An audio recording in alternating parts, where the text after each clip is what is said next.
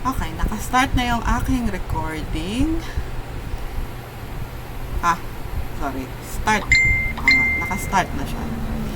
Tapos, baba ko na ito. And then, right.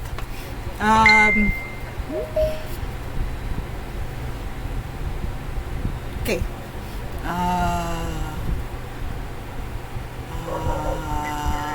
Let's start with the checking of attendance. 26. So, 25. Nasaan si Cheska? Cheska? Andito ka na? Yes po, ma'am. Andiyan na si Cheska. Okay, Cheska. Ilang pa kulang natin? 20 plus pa, no? Yes po, ma'am. Oh, kulang pa Pero, pa. nakahanda naman na po yung presentation. Nakahanda na yung mga presentation, no? Yes po. Okay, so, Nakakompile na po. ilan yung grupo natin? 7 po, ma'am. 7. Okay. So, unahin na natin yung line up, no? Mag-line up na tayo, no? So, ma'am, excuse me po, ma'am. Na-decide na po yung sa sequence. Nag-relate na lang po kami dun sa okay. sequence ng presentation. Sige, patingin nga nung pa-share. I-chat mo na lang ilagay mo na lang sa chat yung sequence, no? Para makaano na tayo. Sige po, ma'am. So, yung mga wala pa ngayon, alam nila yung time nila ng pasok. Hopefully. Yes po, na-forward na po. Okay, so palagay na lang sa chat yung sequence para alam natin. Okay, naabangan ko lang. Okay, so habang naandyan yan, no? I-share ko lang yung ating ating itinerary. Napakadaming. Okay. Saan ko nilagay? Sa GC? Sa GC mo ba? Sa GC po, ma'am. Okay, sa GC mo nilagay. O sige, mag-share na lang ako, no? Okay. Sige, lagyan na natin ng sound para dire-diretso tayo. Okay. So, kalahati pa yung kulang natin. And, pwede ko nang isarado ito. Ayan. Okay, naka-ready na yung aking, since this is a formal event, so meron tayong, meron tayong prayer at flag ceremony. Okay, ready na yan. Kailangan natin. Sino pa i-admit natin? Ayan, naka-admit na tayo. Okay, and let's show ito. Right. Okay. So, unahin natin yung ating sequence. Ayan. So, i-share na ni Cheska yung ating sequence. So, we have 8 groups, no? So, group 3, 4, 1, 5, 8, 2, 6, 7. So, yan yung pagkakasunod-sunod. Thank you for doing that. So, hindi ko na siya kailangan. Ma'am, sorry po. May erratum. Ano Wala erratum? pong group 8. Nasobrahan po. Teka, anong sobra dito? So, Yung group tatanggalin. 8 po. Tanggalin natin yung 8. Okay, walang 5. O, sige. Ano natin to. Copy.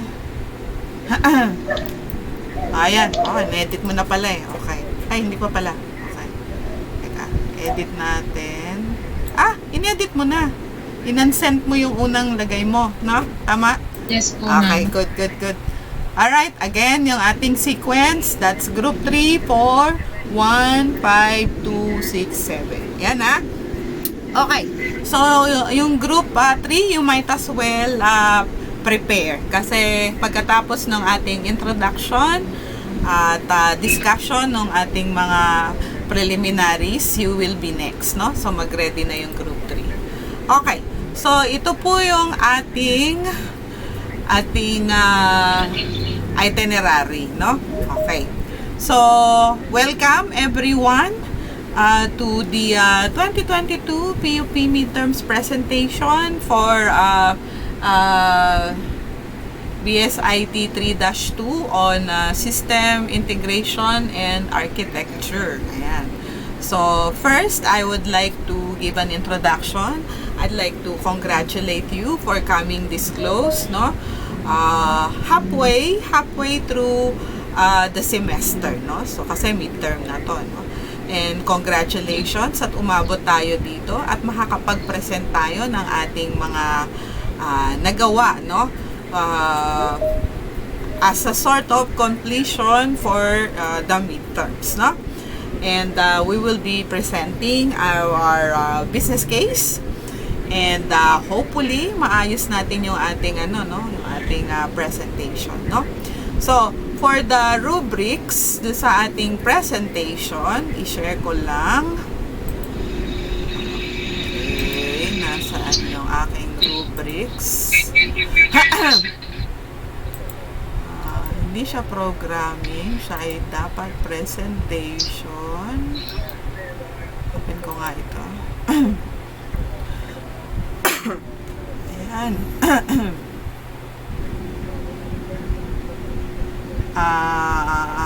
Okay, pwede na rin ito. Alright, so ito yung ating rubric, no? Para dun sa ating business case, no? Lakihan lang natin, no? Para alam nyo kung saan magbe-base yung ating, ating grade, no? Kasi ito yung ating presentation ng ating midterms, no? Okay, so ang ating criteria, no? Specification, that is correctness, no? Nung ating form, no? Readability, ayan. Okay, and then documentation, assignment specification, and then ito yung ating standard ng grading, no? So, for correctness and specification ng ating ginawang business case scenario, no? That is 50%. Pag nakuha mo yung buong 50, that is excellent, 100%. 80% of that 50 is adequate. 60% is poor, no? And not met, pagka hindi natin na-met, no? Readability, ayan. So, 20%. So, ito, ganun pa rin, no? Meron tayong excellent rating, no? Documentation, 20%, and then code efficiency nung ating setting nung ating business case, and then assignment specification 5%, no? So yan po yung ating magiging basis ng ating rating, no? Okay, so akin siyang ilalagay sa i-attach ko dito sa GC para meron kayong file at alam nyo saan manggagaling yung 1 ba yun or yung ano? Parang 1 ata yan, no? Okay, open. Ayan. Okay. So, ayan, na-share ko na siya. And then, we go back to our itinerary. No? So, we now go to the presentation proper. So, since this is a formal event, start natin with the flag ceremony. Ayan. Okay. Mga kababayan, ang pambansang awit ng Pilipinas. Wait lang. Nakashare pa ba ako? Nakashare pa ako, class? Yes po, ma'am. Okay, good. Kayang mag-ibig, kaya sa sinamanan, alam ng puso, sa dikit mo'y buhay. Lupang hinirang, kuya ka ng magiting, sa mandulupin, di ka pasisigil, sa nagagang tulong sa simoy at sa langit mo bagaw, ay ginagang tulakawin sa pagkayang minamahal, ang isang ng matawat mo'y tagumpay na nag-iindig, ang pituwin at araw niya kailan ang may di magtitigil, lumang ang araw ng walhaging pagsinta, buhay langit sa piling mo, ang inigaya na pagkay mga amin, ang mamatay ng dahil sa'yo.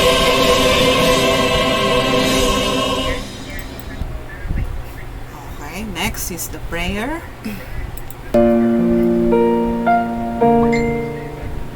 Be Please bow your heads and let us pray. Dear Jesus, please show me how to spend this day sharing your love in every way.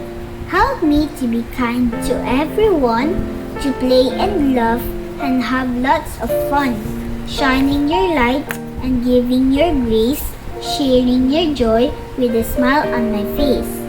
Angel of God, my guardian dear, to whom God's love commits me here. Ever this day be at my side, to light and guard, to rule and guide. Amen.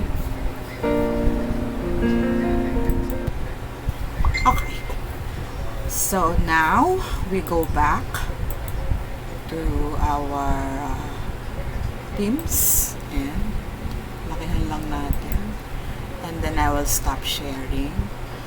Okay, now we move on to our our group, yung ating first presenter, group 3. The floor is now on your open na yung floor sa Hello inyo. ma'am. Yes. I'll be sharing my screen po since compiled yung videos namin. Okay. Go.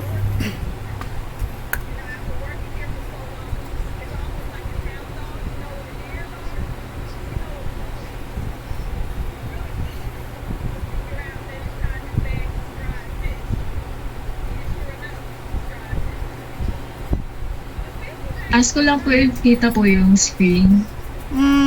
Wala pa.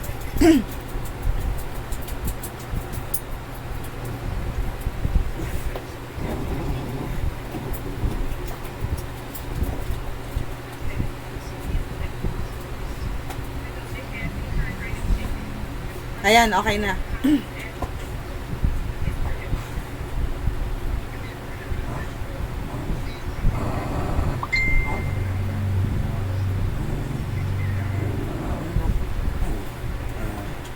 Wala siyang audio, ah.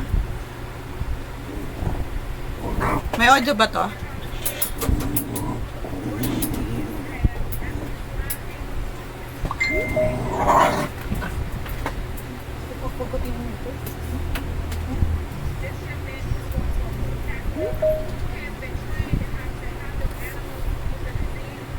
Dali lang. Sige. Ma'am, wait lang po dun Sige. sa audio. Ayusin nyo yan. Kunin ko lang yung...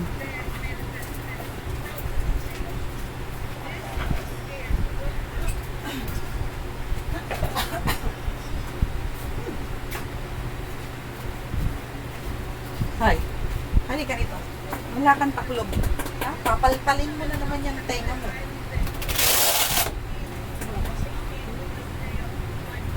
Ngat-ngaran mo ko. Ngat-ngaran mo ko. Sige. Okay.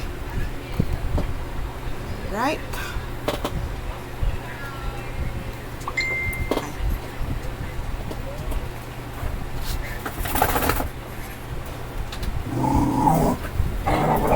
Shh. Buma kayo dyan. Buma kayo. Doon. Ato kayo. Maingay. Doon sa labas. Labas kayo. Labas. Doon sa labas. Doon. Di bale, naka-record naman tayo. Sige. Arrange nyo lang. And let me know if ready na. Tama na yan. Tama na, my loves. Tama na, my loves. Oo. Tama yan. Mukha na namang red and blue yung tenga mo.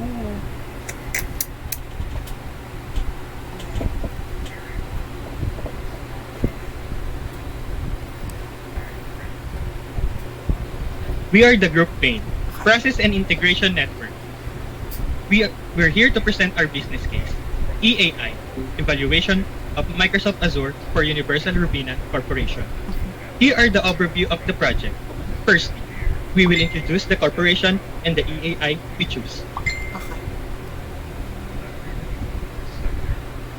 To start this presentation, allow me to give a brief description about Universal Robina. Universal Robina Corporation, or URC, is one of the largest branded consumer food and beverage product companies in the Philippines. The company has a significant and growing presence in the ASEAN, and it is among the Philippines' pioneers in the industry.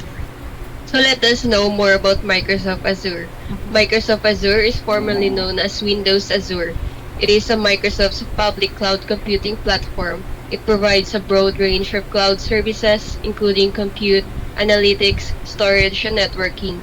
Users can pick and choose from these services to develop and scale new applications or run existing applications in the public cloud. Executive summary.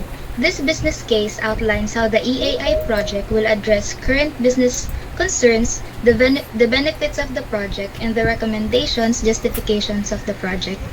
The business case also discusses detailed project goals, performance measures, assumptions, constraints, and alternative options.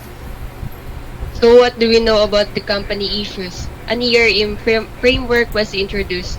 This framework guides the board in identifying units and business lines and enterprise-level risk exposures, as well as the effectiveness of risk management strategies. It is a database-driven web application and was developed for the departments and to facilitate the management risk. However, each department's application database is different, and it is crucial to integrate the system for the smooth flow of data throughout the business. For the anticipated outcomes, application integration will have a huge impact on the company. From data management to product promotion, all of these areas will benefit from the new system. This project, the business processes will be much faster and efficient as compared to the current system that they are using. It will save a huge amount of time and effort for all the employees. It will also eliminate data duplication due to the data silo. Lastly, as one of the ambitions of the company, they will be able to provide better service to their customers and employees. Recommendations. Some of the ways that this EAI technology will achieve its desired results are simplify business processes, automation of workflow, increases efficiency, creating new opportunities. Justification. The evaluation of MS Azure to the Universal Robina Corporation will be a big step for the corporation in terms of the resources and operational procedures. Since the project employs technology to enhance how we conduct business, it is also in line with the corporate strategy and objectives. Business case analysis team. The following individuals comprise the business case analysis team. Ayla Levini Acosta, Executive Sponsor. Christine Bayas, Christine Sophia Serrano, Technology Support. Maria Isabel Amigable, Process Improvement. Christian Joseph Cantilado, Project Manager. Robin Art Berha, Software Support. And Ricky P. Intal, Business Analyst. Next part is the problem definition, which includes the problem statement, organizational impact, technology migration. Problem statement. The company implemented systems and processes to facilitate proper risk identification, monitoring, and control, which are key to effective corporate governance. Timely and accurate management financial reporting systems, internal controls, and audits are also employed to protect and maximize stakeholders' value. To help business units in the risk assessment process, the risk assessment tool, which is a database-driven web application, was developed for departments and units to facilitate the assessment, monitoring, and management of risks. Since they have different database-driven applications for their departments and units, it is crucial to integrate these systems for the smooth flow of data throughout the business. Organizational impact. Following provides a comprehensive explanation of how the organization tools, processes, and roles responsibilities will be affected as a result of using MS Azure in their corporation. First, tools. IT department will oversee the use of MS Azure. When it comes to utilizing programs or software that will aid the corporation, they are the most suitable one. Roles and responsibilities. By utilizing MS Azure, it can lessen the workload on managers of different departments. The amount of labor will be reduced that may result in a quick return on the corporation's investment. Third is the processes.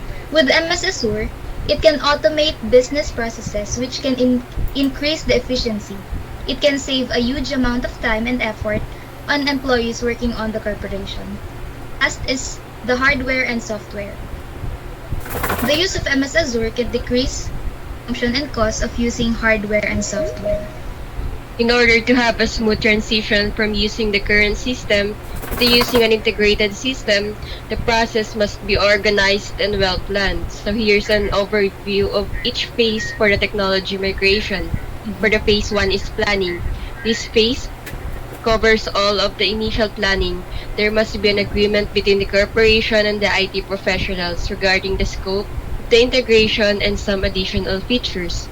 For the phase 2 is designing. This phase covers all the detailed discussion regarding the business needs and choosing the best application integration approach to satisfy those needs and requirements.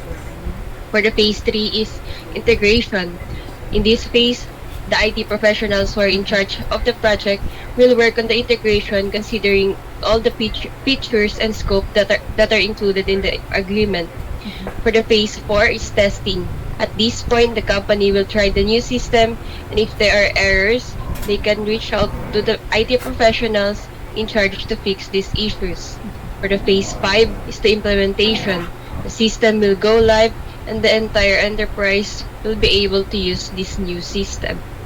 So for the project overview. Overview provides details for how this project will address Universal Rowena's business problems. Overview consists of the project description, goals and objectives for the Microsoft Azure, project performance criteria, project assumptions, constraints, major milestones, which will be presented by my other group mates later. As the project is approved and moves forward, each of these components will be expanded to include a greater level of detail in working toward the project plan. Project description. Microsoft Azure has several potential products to integrate Universal Rowena's data systems and administration mainframe system with a cloud-based platform. This will be done by determining and selecting a product which adequately helps the business with its business processes like Azure Data Factory, which visually integrate data sources to construct ETL and ELT processes, and accelerate data transformation using 90+ pre-built connectors to manage data pipelines and support enterprise workflows. Once selected, the EAI will integrate the existing system in a phased implementation approach and be able to automate business process data workflows. Here are the business goals and objectives. First, save a huge amount of time and effort. Second, speed up the business. Third, improve staff efficiency. And last is reduce overhead costs. If this is your first time seeing an Azure portal, then welcome, and it is truly an absolute delight from a management perspective, and something just to get familiar with straight away as you begin in your journey through there. Well, on the left hand side we have a few key things here. Create a resource. This is where you go to create new services that you want to run in Azure. We've got our home screen, which brings me back to this panel I'm at right now. This is the new home screen that Microsoft released a few months ago, and they continue to update it, so things may change throughout the course as you're going through, because Microsoft is continuously making updates to Azure itself. We have dashboards. This is where you can configure various monitors and widgets and things that you can put in here. They give you a couple to get going. If you don't want to make changes to the default one, you can go ahead and just create a new dashboard by clicking this plus sign at the top here.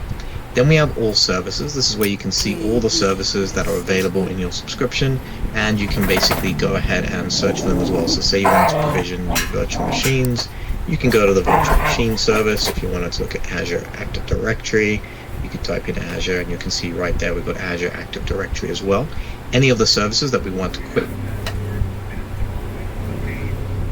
button right here, and that puts them on the left hand side. There will be a number in your favorites already, especially if you're just creating a brand new account. Microsoft puts a whole bunch in there for you already.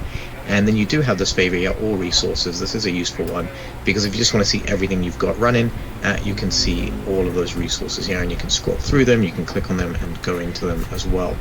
The other area is just to bring your attention to, on the top we have our search bar, where we can search any of the services that we have, and for any of the subscriptions and things we have, we can do all that up there as well. We can also open up a PowerShell window directly inside of what's called a Cloud Shell now. So this is where Microsoft actually provisions a container in the background running PowerShell for you, completely free to do. You basically click the button, it requests a Cloud Shell, and you can choose between PowerShell or a Bash shell as well. So you have two ways there. If you do want to learn PowerShell, this is the fastest way to just get PowerShell open and authenticate with Azure without you having to go through too many hoops there as well. So that's useful to know. Moving along on the top bar, we have the directory and subscription. So if you have multiple, if I'm going to close this PowerShell window down. So if we have multiple domains, those would basically be here for you as well. We have the alert section, which just shows you all the notifications as services are provisioned, deleted, any other events. You might see them here, and you also have a link directly to the activity log from there as well. The little cog that you see at the top here is where you can customize your scheme. So things like you want to go super dark, you can go to this one, you can go light blue here. There's definitely multiple options there, so pick whatever you like the best. Doesn't affect anything that we are going to do. We have the help section here where you can put in support tickets as well. We have the feedback section where you can basically give feedback directly to Microsoft. And last but not least, we have the account section where if you click your name on the top right, that's where you can log out completely and log into other accounts. These are project assumptions. First, the overall performance per department will improve. Second, department heads will provide the assistance required for the project to be completed successfully. And lastly, there are funds allotted for purchasing hardware and software that will be used. Project constraints. The following constraints apply to the URC Azure EAI project. Number 1, since Azure integration is not automated and needs coding, there are limited IT resources available to support the URC Azure EAI project and other ongoing IT initiatives. Number 2, there are often updates from Microsoft that the IT assigned needs to keep up with. Number 3, Microsoft support might take time in helping with some errors in the software because Microsoft is a very wide company with lots of clients. For project milestones, the following are the main project milestones identified at this time. For February 2023, completion of Phase 1. For March 2023, completion of Phase 2. For March 2023, completion of Phase 3. For June 2023, completion of Phase 4. And lastly, for July 2023, completion of Phase 5. So here, the strategic alignment proposed by the project that will improve our business and help move the company forward to the next level of maturity. So here are the plans with its goals. The first one is Universal Robina Corporation Plan for Audit. This project will allow efficient processes for the internal and external auditing team with better information accuracy with the financial reports. The next one is the Universal Robina Corporation Plan for Corporate Governance and Sustainability. The system will help this department in making decisions for the company. The new system will allow them to see data for all concerned departments, and with that, they can easily analyze and plan for the next actions to take. The next one is the Universal Robina Corporation Plan for the Board Risk Oversight. The corporation's plan for the board risk oversight will be much more reliable as the project offers business process automation and database integration. The last one is the Universal Robina Corporation Plan for related party transactions. Microsoft Azure will allow integration for real-time information and data entry, increased information accuracy, and a consolidated repository for all related party transactions and administrative data systems. So as for the alternative analysis, for the next two slides are the following alternative options that have been considered to address the business problem. These alternatives were not selected for a number of reasons which I will be explaining. The first one will be Oracle. Since it doesn't have an intuitive user interface, implementation isn't comprehensive enough and not meant for real-time data integration. Second one will be ZiggyBabe. It's not available to all devices, stability down for many times log structure, and it is expensive. The third one is Adeptia. The suite doesn't support using metadata. Second one will be data mapping solution doesn't offer option to check data flow between the activities, and it is also expensive. The last one will be the SAP or SAP. It's expensive, it is complex, historically poor UX or UI, Totoo. is not aligned with current business processes or systems, requiring the re-engineering of systems. And lastly, many businesses struggle to grasp how to best use it. Okay. Actually, yung pinakamahal dyan yung So, yung SAP. that's all for the business case presentation of the Group 3 pain. Thank you very much. Okay, so that's your presentation. Right. Okay, so Group 3, sino yung representative na naandyan ngayon? Isang question lang yung tanong ko. And then we'll move to the next one. Sino nga yung next? Sino yung sasagot? Group 4, no? Yung next. Okay, so sino ang sasagot dun sa aking tanong? Jessica? Kayo ba yung Group 3?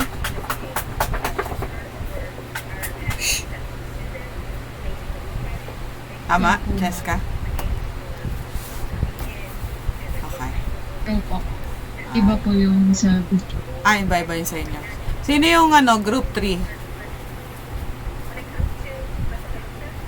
Grupo ng Group 3, taas ang kamay, iwagayway, isang tanong ang sasagutin. Ayan. Hopefully, nandyan kayo. Ayan, si Robin. Ayan. Salamat, Robin. Okay, so yung tanong natin. Right. Okay, so you have identified some of the constraints that are posed as a challenge dito sa implementation ng EAI na so you suggested Azure, no? At kung familiar kayo sa licensing ng Azure, that is per use. Now, siguro considering the constraint, no? Meron ba kayong ginawang resolution doon sa unang constraint na minention ninyo?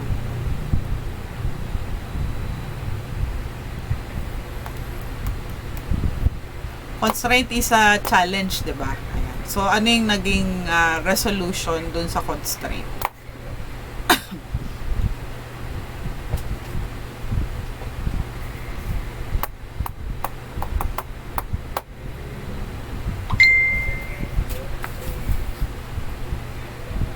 Oh, Robin.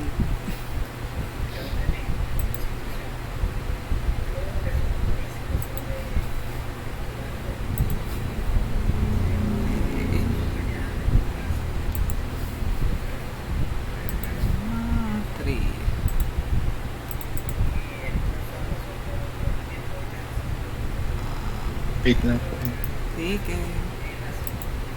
O, mag-ready na yung group na next.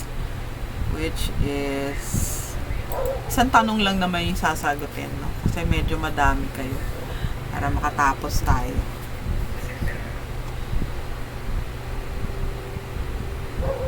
Yung unang constraints po namin is yung mahirap po siya kasi complex yung coding. Okay.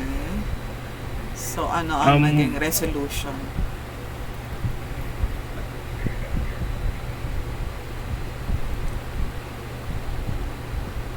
Ang resolution po dun, ma'am, ay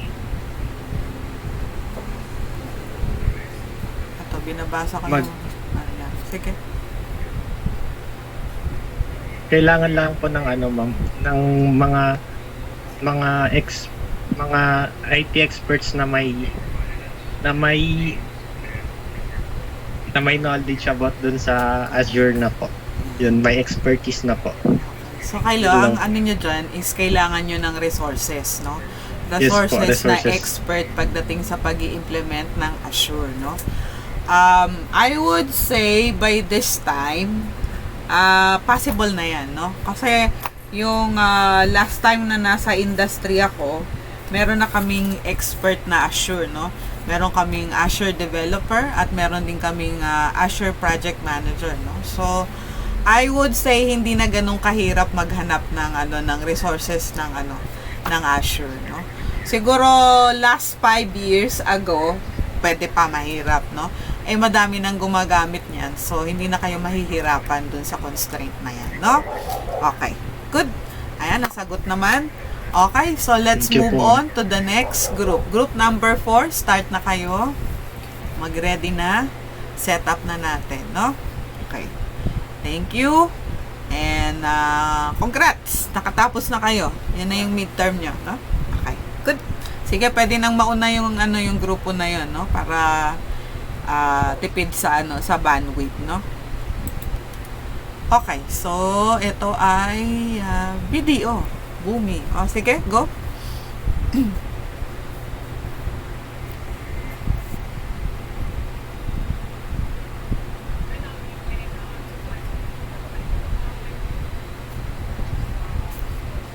Ocho.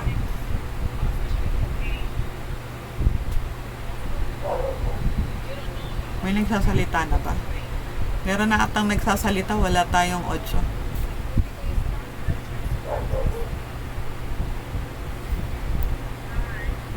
Sige. Set up, dali. Okay. Good evening. We are Group 4 and we are going to present our project about BDO's digital migration to Dalbumi. Executive Summary. This is a brief overview of the problems related to the business issue and the suggested initiative to address it. Issue. Banco de Oro Unibank Incorporated is the preferred financial institution in the Philippines for years. It is the largest bank in the Philippines considering its total assets and financial services to clients globally. They focuses on implementing digital acceleration, and as their organizational structures become more complex in response to the escalating risk and adjustments, BDO is looking for cross-border support. BDO currently uses the legacy system, which is unable to effectively carry out their administrative tasks. There is an increased usage of manual operation and maintenance, or O&M, making the system analysis complicated and unreliable. This issue resulted in a massive amount of complaints. Siloed IT suites affects their storage utilization, resulting to a lower performance. In an effort to improve the outdated system, BDO will work with Dalbumi by implementing and developing innovative future technology solutions, such as developing more innovative services across the entire business of the banking services that will be described in this project. Anticipated outcomes. This project aims to manage BDO's system in a coordinated and effortless approach by transitioning to the integration of Dalbumi Atomsphere to boost business banking operational effectiveness and customer service. This digital infrastructure will take initiative in an upgraded cloud-based platform to maximize the data interactions and lessen inaccessibility of digital banking channels, which causes an inconvenience necessary to manage these tasks. The company will acquire accurate banking solutions as a result of the employees' improved ability to handle responsibilities while optimizing their capacity to regularly update their financial data, reducing resource waste and improving service efficiency, which will help in maintaining its position as the largest bank in the Philippines. Recommendation. Approaching the digital age, a few options and possible alternatives have been taken into consideration in finding the best choice to improve the business process within BDO Unibank Incorporated. The approach shown herein allows an improvement in performance efficiency, reducing costs, and further adapting the technological means. The advantages of the digital migration to Dalbumi will fully optimize the usage of Dalbumi's API and tools to replace the old legacy system and create a better model to support the application of some digital services in the overall business process. The EAI tool has complete versatility in implementing such a goal, which will help develop and connect the company's services to our client. Some of the approaches that this technology will achieve its desired outcomes are: employees will finally get a smoother operation on their task as updating the outdated operation and maintenance of the old legacy system has to have taken place. More possible tasks and actions can be possibly performed as the expansion of capacity of the new system compared to the previously limited capacity offered by the legacy system. Clients will be more engaged with the company's services through the implementation of digital banking, and furthermore, employees can easily review customers, lessening the need to gather, look, and sort physical papers and receipts. Justification: the migration of the features chosen from the EAI application, like platform integration, API management, and master data preparation and management, would result in greater efficiency and a wider range of connectivity with regard to the company's business process.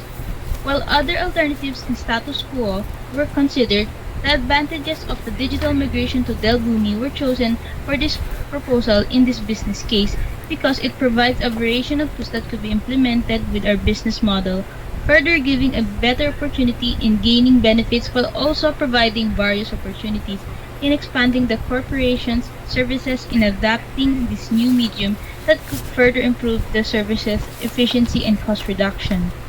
Other alternatives show a difficulty of control in using their technology, uncertainty of speed or strength the system provides, less beneficial contents, or tools that may not be aligned with the current company objective. Initial estimates for the digital migration to Delbumi are 10% decrease in employee turnover in the first 6 months, 30% reduction in overhead costs in the first 12 months, 15% immediate decrease in workload stock that require access to various services and technologies, 45% immediate decrease in time to access data centers, allowing a faster performance in storage replication between sites in real time. Business Case Analysis Team. Here are the members who are in charge of this project with their position and its description. This is the problem definition. Problem statement.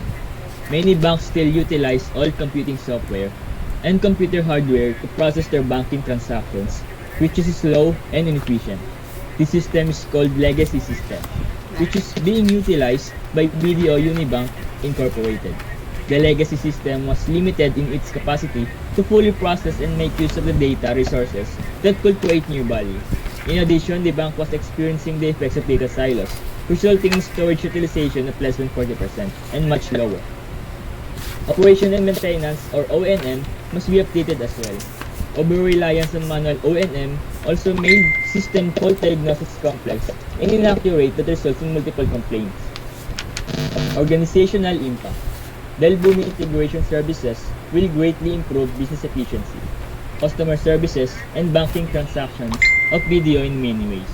The following provides explanation of how the enterprise, tools, processes, roles, and responsibilities will be affected in utilizing Delbumi IT solutions. Tools. The existing legacy administration platform will be upgraded completely as the Delbumi integration services becomes fully operational. This will require training employees in the Delbumi tools and their use in supporting other enterprise tools. This system will rely on cloud for online transaction and other business services in order to efficiently distribute data across branches, but keeping records as well as sensitive data which will be kept in the bank servers for security purposes. Processes. The Delbumi will handle all business transactions using tools backed up by API and processing the data securely and efficiently. The APIs will be safely monitored by the enterprise trusted personnel for traffic control and usage dashboard. In terms of O&M, daily operation in banking services will be slightly updated due to changes in softwares and tools. Additionally, manual maintenance of hardware and servers will be changed as well. Roles and responsibilities. The manpower required to appropriately staff human resources and payroll departments will be reduced. Without disregarding employee value, the reduction of non-billable overhead positions will directly reflect in the enterprise bottom line and provide an immediate return on the investments. The new platform will be managed by the trusted ID tools. Hardware and software. In order to effectively utilize Delbumi softwares and APIs, upgrading subsequent hardware is required. purchase additional servers to accommodate the platform and its anticipated growth, as well as the project licensing. Technology migration covers the phased approach to achieve a new implementation of BDO Unibank system that aims to minimize the performance issues, improve data handling, and raise efficiency within the business. Phase 1 covers the platform testing by the IT group. Phase 2 for creation of backup system and security system to prepare existing data for migration. Phase 3 will be for new system utilization. Phase 4 are for employee and staff training on the new platform and system, especially the operation and maintenance upgrade. Lastly, Phase 5 will be the archival of old system with the new system going live. The project will address the advancement regarding the legacy system of BDO Unibank. The overview will provide components that will be expanded further to meet the changes in overall business criterion. The migration through Delbumi is pushed by means of legacy system insufficiency.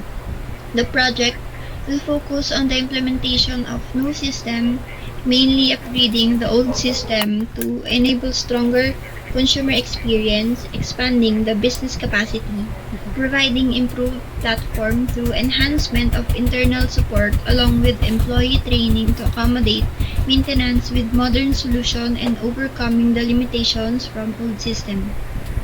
For the goals and objectives of this project, there are three. First is to upgrade IT infrastructure. Data accessibility, recovery, and safety are improved to meet the constant and growing demands of both the business and consumers. Second is to improve business efficiency.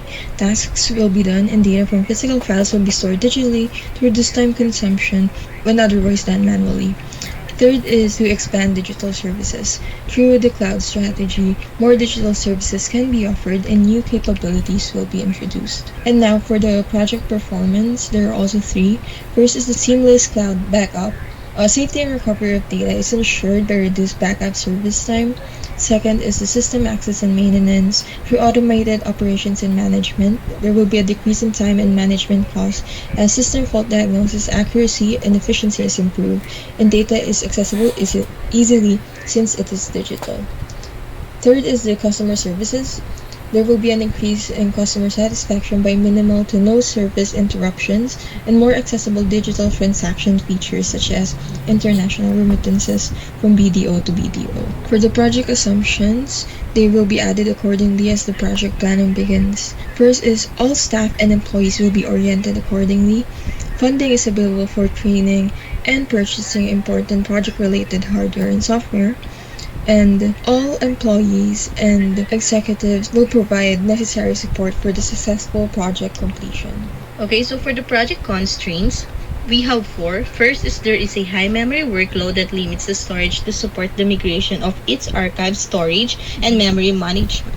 Second, software and hardware resources are inadequate, sustaining the outdated operation and delivering poor bank transaction services.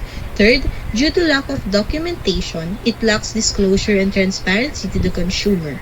Fourth, it infused in a cloud platform which causes disrupted data backup services. For the major project milestone, it is where the project planning moves forward and the schedule is developed.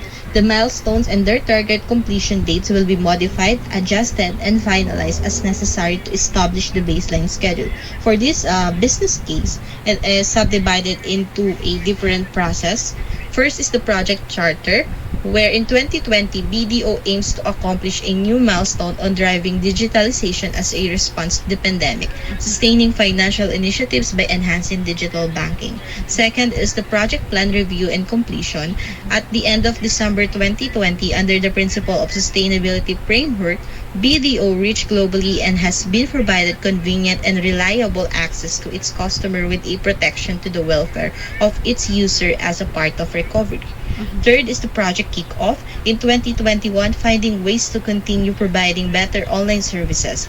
BDO should enhance and invest in a better integrating tools like Delbumi that can handle online services because with this tool with API that can help to control the traffic and usage. For the phase 1, in mid-2021, BDO completely transformed into next generation, shifting to a plug-and-play IT infrastructure with enhanced security and faster turnaround time. In phase 2, not just a first bank mobile wallet called BDO Pay, they created new digital capabilities like fully digital account opening, paperless cash and check transaction, and biometric ATMs. For the phase 3, bank-wide risk is always been part of the business. However, at the end of 2021, BDO board directors always oversight the risk management system, especially in IT risk within its banking online activities and handling the correct integration tools. Project completion, this is the last part. The year 2021 improved and set off the recovery amid of COVID-19. Hence, it leveraged on the technology and digital platforms. With the beginning of 2022, bank continued to expand digital capabilities, and at the end of the year, its goal is to improve efficiency and secure smooth operations. So for the strategic alignment, we have three plans, goals, objectives, and relationship to the project. First is we have the Dell Boomi API deployment maximum message size plan. It is to limit the outgoing API query size to the specified number of kilobytes. This project will allow more memory management to provide internal support and technological improvements in digital advancement. Second is we have the Dell Boomi Seamless Migration Plan. It is to utilize new integration tools to design, deploy, and improve IT infrastructure. New integration tool allows to detect and improve iterative migrations of interfaces and release-based deployments. For the third is we have the Dell Boomi Cloud Data Center Plan. It is to provide organized data structure and storage. This allows the bank to perform its backup storage in a faster way and to integrate processes with other cloud platforms. So for our alternatives analysis, this includes the data integration tools that we have selected from our previous activity but did not choose for this project. It also includes the option of not doing anything to solve the issues in the company, which is our first alternative option, opting to maintain the legacy system in BDO. And the reason for not selecting this alternative is that the issues prevailing in the bank's current system will remain, issues that we have discussed in the earlier parts of this paper. Next is the alternative option of upgrading the system by utilizing Microsoft or Microsoft Azure. It can be hard to use if the developer uses other professional IDE. It can be slow and clunky for the designer and developer. It's hard to manage when trying to implement complex workflows. There's a file size limitation and a lack of documentation.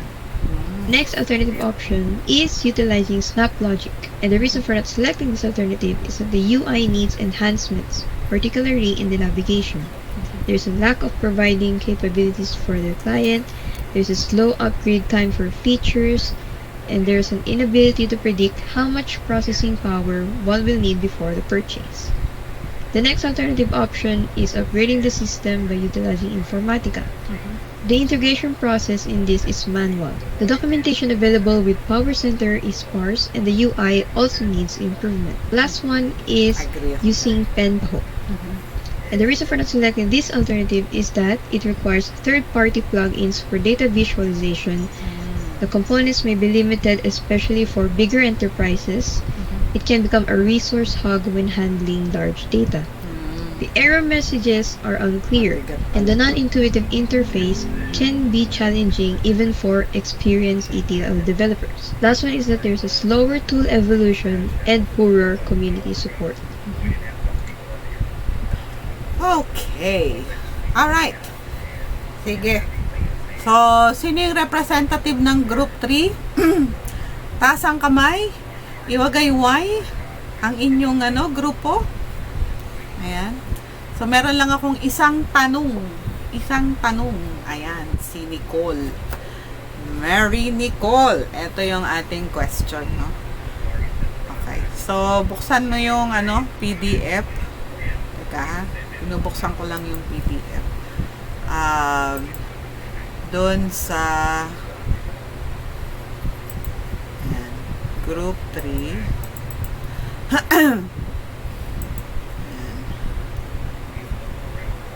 Ay, mali. Group 4 pala. Sorry. Yung constraint, may 4 na constraint akong nabasa dun sa presentation, no? Ay, video lang ito. Okay, so video lang siya. Now, mamili ka na lang dun sa 4 Ano yung nakikita mong resolution doon sa isa sa mga constraint? Ayan. Okay. Sige, Nicole. Wait lang. Check ko lang yung PDF. Or kung sino man ang member ng grupo ninyo. Of course.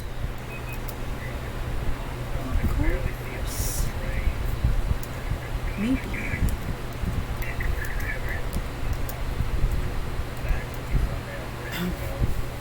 Hello, ma'am? Yes. So, for me po is yung pinahang constraint talaga dito. Yes.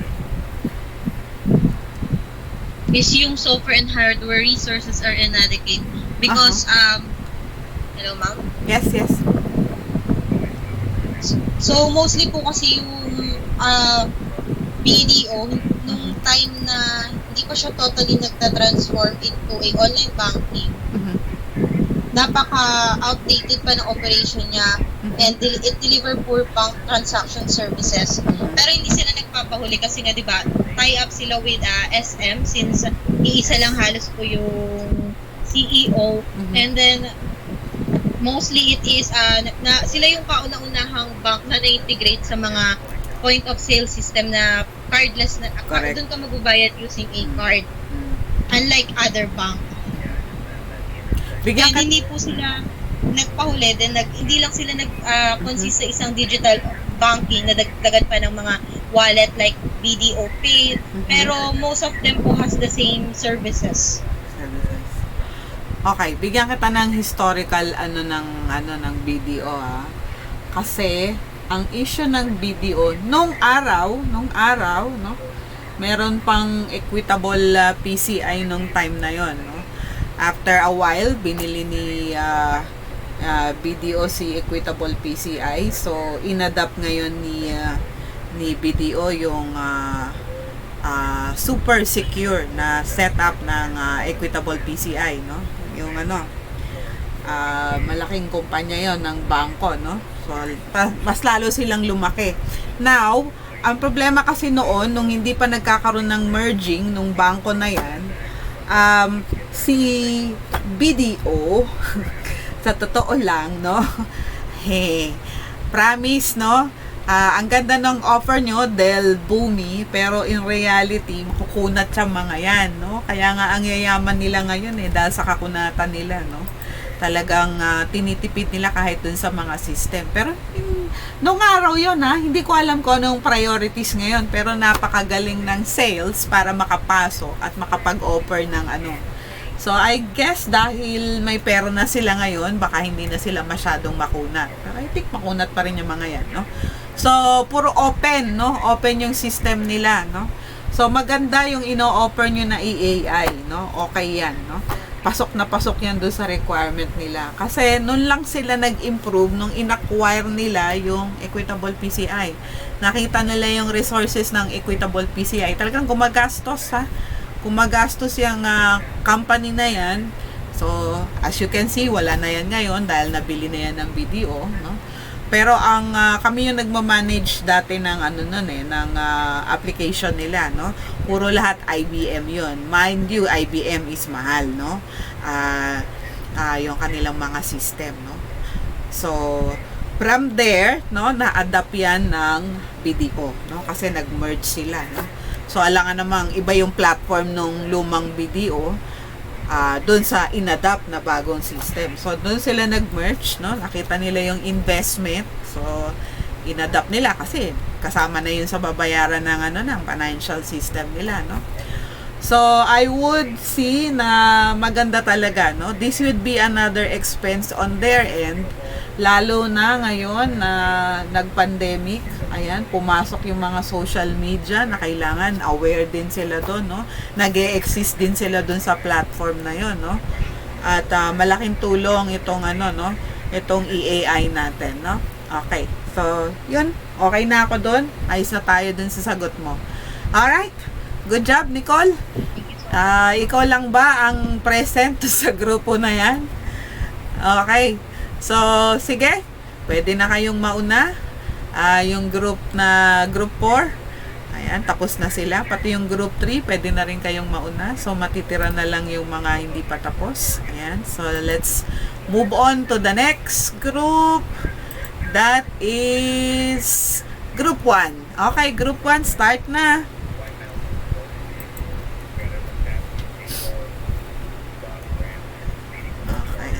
Okay. Good evening, everyone. This is Group 1, and this is the presentation of our business case entitled EAI Evaluation of SAP for Globe Telecommunication Incorporation. In the first part of the executive summary, I will be discussing the business problem that the project proposal will address. Over the past decade, the company has observed continuous increase in clientele activities, and this will only continue to grow unless an unforeseeable event occurs in the future. Of course, along with this rapid increase comes issues such as customer service degradation and data gathering issues. Both the customer and the employees will suffer from non-scaling tools with little to no automation due to manual activities that will limit and hinder customer interaction. And difficulties will arise for most employees who has less experience in reading complex data and finding out how to put this into tangible, understandable form. As an ISP, the company also faces many customer service-related issues, with problems such as dissatisfied customers stemming from network outages or a very long ticket line, which is a common issue nowadays. Another one is that too much customer data is being stored, and our employees are being confused in where to put this. And another one, our employees having less efficiency in dealing with the aforementioned. One of the greatest challenges for the company as a telco is the high cost that comes along providing services. So financial planning and review should also be given focus. Utilizing SAP that contains EAI with automation, data insight gathering, human resource management, and financial planning can prove to be efficient at the cost, of course, of a higher price. In the second part of the executive summary, I will be discussing the anticipated outcomes of the project proposal. AI is very flexible and can be utilized by people in the company. Employee productivity can increase with top CRM by aiding them in customer data interaction and allowing them to respond quicker to more efficient customer data organization, along with error reduction through automation. Top ERP can aid financial positions in planning and reviewing finances and data, and helping them check major factors that can be a breakthrough point for the company. Of course, SAP can be complex, so one of the anticipated outcomes can also be adjustment and training for employees, and also continuous configurations for implemented EAI. For the third part of the executive summary, I will be discussing recommendation. Utilization of SAP software will require the company to undergo many processes for adjustments and configurations.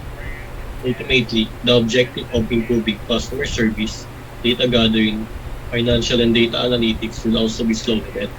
The software has many tools allowing for employees to create many flexible solutions, but they would also require training in order to use this to the maximum potential. The project implementation can address the previous issues mentioned through the SAP CRM automation and SAP ERP. Moving forward to the justification of the project, the implementation of SAP will greatly benefit the company considering the features it offers.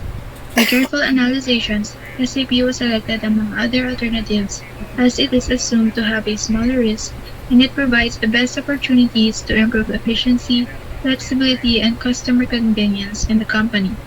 Other factors, such as data integration security, cost effectivity, ease of use, compatibility, and accessibility, were also considered which SAP provides. The following are assumed to be expected in implementing SAP in the company: decrease in manual processes within the company, increase in internal security, increase in employee productivity, flexibility, and enhanced customer service, as well as reduction of the time and resources needed to be invested regarding decision-making and business processes. Moving forward to the business case analysis team, this table shows the project team members and the assumed roles or positions of the members in the actual creation of the project.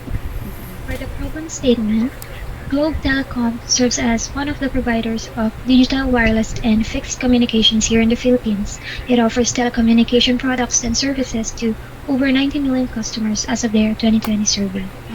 This indicates the risk of having customer service degradation and data gathering problems such as acquiring and analyzing complex data that affects their clients and consumers.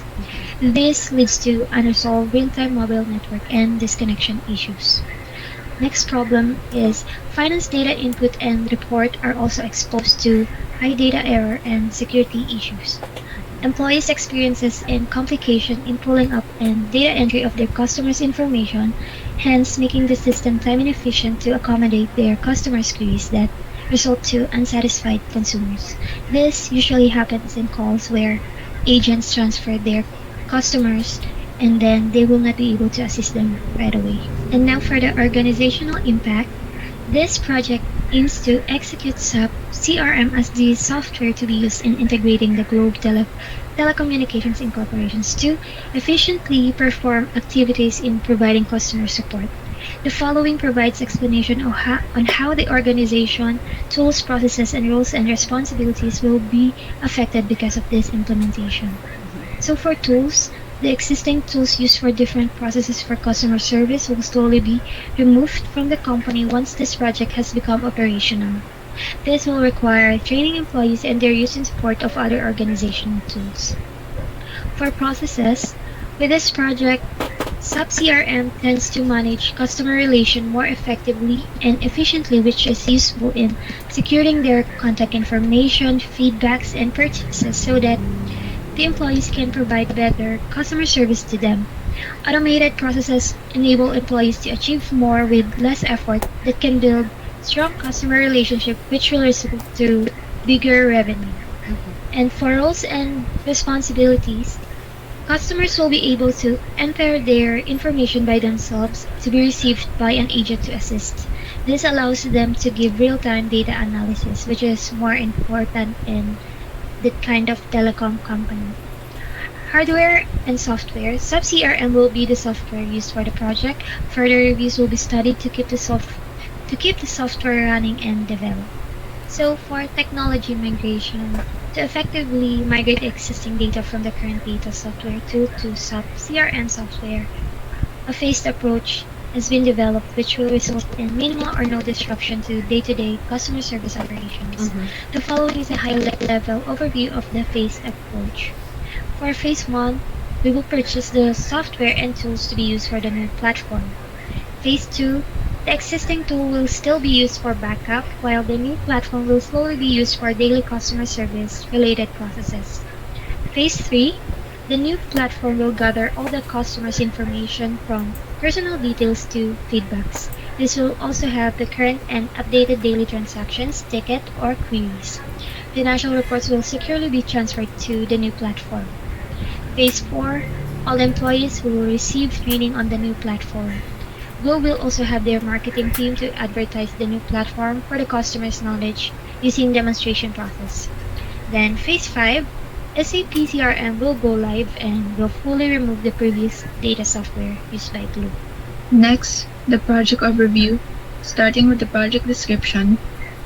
The project involves evaluation of different data integration tools and the implementation of the selected tool, which is SAP for Globe Telecommunication Incorporation. The data integration tools were carefully evaluated and SAP was determined to be the most suitable tool to be implemented in the company. The project will be carried out in a phased implementation approach and will be completed once it is guaranteed that the tool is perfectly operational. This project will be a great advantage to the company as it will improve and resolve company concerns regarding poor inventory management practices, ineffective and slow strategic decision-making process, poor project management and customer service, issues in human resources, and increased frequency of cyber attacks. This will be improved with the applications and features that SAP offers. This project will overall increase and improve the productivity, flexibility, management, and security within the company. Once the company acquired the tool, all processes regarding implementation will be conducted and supervised. Next, for the goals and objectives. First, timely and precise reporting along with enhanced decision making by providing greater automation and monitoring of measurable and real-time data. Second, improve employee productivity by providing flexible deployment options by allowing data to be accessible in real time. Third, improve customer service by offering faster, easier, and more accessible service as well as enhanced customer complaint handling. Fourth, reduction of time and resources to be invested regarding business processes by providing automation, monitoring, and control over departments and company data. Lastly, increase internal security by providing specific solutions regarding internal information security. Next, for the project performance, first, automation. This service will expected to automate the manual and repetitive business processes. It will help employees and decrease the amount of human errors. Second, security. This service will secure the company's business data and applications from unauthorized use and access. Third, customization. This service will expected to increase productivity because it provides flexibility and allows the company to create their own protocols. Last, staff resource. Because of automation, the company can eliminate some employees which are no longer required. Moving on to the project assumptions. These are the following assumptions applied to the EAI evaluation for Globe Telecom project. Employees and staff are to be trained to adjust to the usage of SAP CRM. Compatibility is able for the software. Available funding for purchase of SAP software. Cooperation of involved departments in ensuring the project is successful. Project has executive level support and backing. As project planning continues, the following project assumptions are subject to grow as more assumptions will be identified over time. Next, for the project constraints, the following constraints apply to the EAI evaluation of SAP for Globe Telecom project. First, many adjustments that may cause issues and downtime. Second, expense from software implementation and maintenance causes limitations. And third, long implementation period due to software complexity. As project planning begins and more constraints are identified, they will be added accordingly. Next is the major project milestones. In the table, it shows what will be the major project milestones when the project moves forward. Moving forward to the strategic alignment, it shows how the project supports the strategic plans of the company and how it will improve the business. So this is our diagram for the strategic alignment. Under the business domain is the business strategy driven by 4 key factors, which are customers, operation and processes, community and social responsibility, and financial aspects. Under the internal part explains the processes of Globe Telecom, which we all know is a provider of integrated telecommunication services. Under the IT domain, the SAP integration tool would be a great help for the business strategy of the company, as it allows the company to create their own protocols and provides deployment options to improve productivity. SAP is also capable of automation and monitoring, increasing productivity and control over departments and company data. Lastly, it also provides specific solutions regarding internal information security. Next, for the alternatives analysis, which includes the alternative tools we have considered but not selected. Starting with Jitterbit, the reasons for not selecting this alternative are the UI is very complex and it requires a lot of skilled staff to operate, and it is expensive to implement. Second, Qlik Sense, the reasons for not selecting this alternative are it lacks automatic reporting feature, there are issues and impairments reported by clients, software sometimes hang and become unresponsive in the middle of doing business processes. Third, Talent, the reasons for not selecting this alternative are not user-friendly interface, does not have sufficient components to do the duplication and fuzzy matching using machine learning, does not provide precise unit testing methods, and it is not viable for large-scale data processing. Lastly, Informatica. The reasons for not selecting this alternative are it has no open source version, not much scheduling options, only supports medium business enterprise, and debugging workflows and mappings needs much work to be done. And that's all for the presentation of our business case. Thank you for listening. Okay. Alright. So, sino ang representative ng Group 1? Taas ang kamay. Iwagayway ang inyong grupo. Ayan. Oh. Asa na? Asa na yung grupo numero 1? At meron lang akong isang tanong. Ayan, nandyan si Christian. Christian, okay, bigyan kita ng overview dun sa tanong ko, no? Si Globe at saka si SAP, meron silang napakahabang history, no? So, kaya lang, nung dumating ang panahon na nagtitipid sila, so biglang binaba nila yung kanilang standard, no? So mula sa mga routers nila na binibili nila sa Siemens at saka Ericsson, no? Kasi nag-offer kami noon doon sa bidding nila, open bidding, no? Lumagapak sila sa Huawei. Bakit? Kasi nagtitipid sila, no? Siguro tatanong nyo, bakit sila nagtitipid, ma'am? No? Kasi, nung time na yan, yung kausap namin na CIO, parang, kasi diba, dalawa lang naman yan, primary, no? Globe at saka Smart yung may monopoly sa ano, no? Pero dahil may monopoly sila, not necessarily na sila ay kumikita, no? Although kumikita naman talaga rin sila, no? Sa laki ng monopoly nila. Pero kasi meron silang gastos, no? Ano yung mga gastos nila? So, kasabay yan ng PLDT during that time na kung saan kailangan nilang magtipid kasi natalo rin sila, no? Ano yung ikinatalo nila? Katulad ni PLDT. Nung nagkaroon ng tsunami, kung naalala niyo yung tsunami, no? Nung nagkaroon ng tsunami, yung underground cable na naandoon, no, nakalatag dun sa Ring of Fire, kung familiar kayo dun sa Ring of Fire, no? Yung Ring of Fire, tingnan niyo yan sa mapa, yan yung kinalalatagan ng underground cable, no? Hanggang ngayon, kahit na nasa Ring of Fire yan, nandun pa rin yun. Bakit? Kasi yun yung safest area. Kailangan naman kasi ilagay mo sa gitna, no? Ang lakas ng movement doon sa gitna. Di doon ka sa gilid, no? Kung saan may lupa na pwedeng, no? Pwedeng bumangga, no? At magkaroon ng security yung Yun nga lang, dahil nga nagkaroon ng tsunami, naggalaw yung no?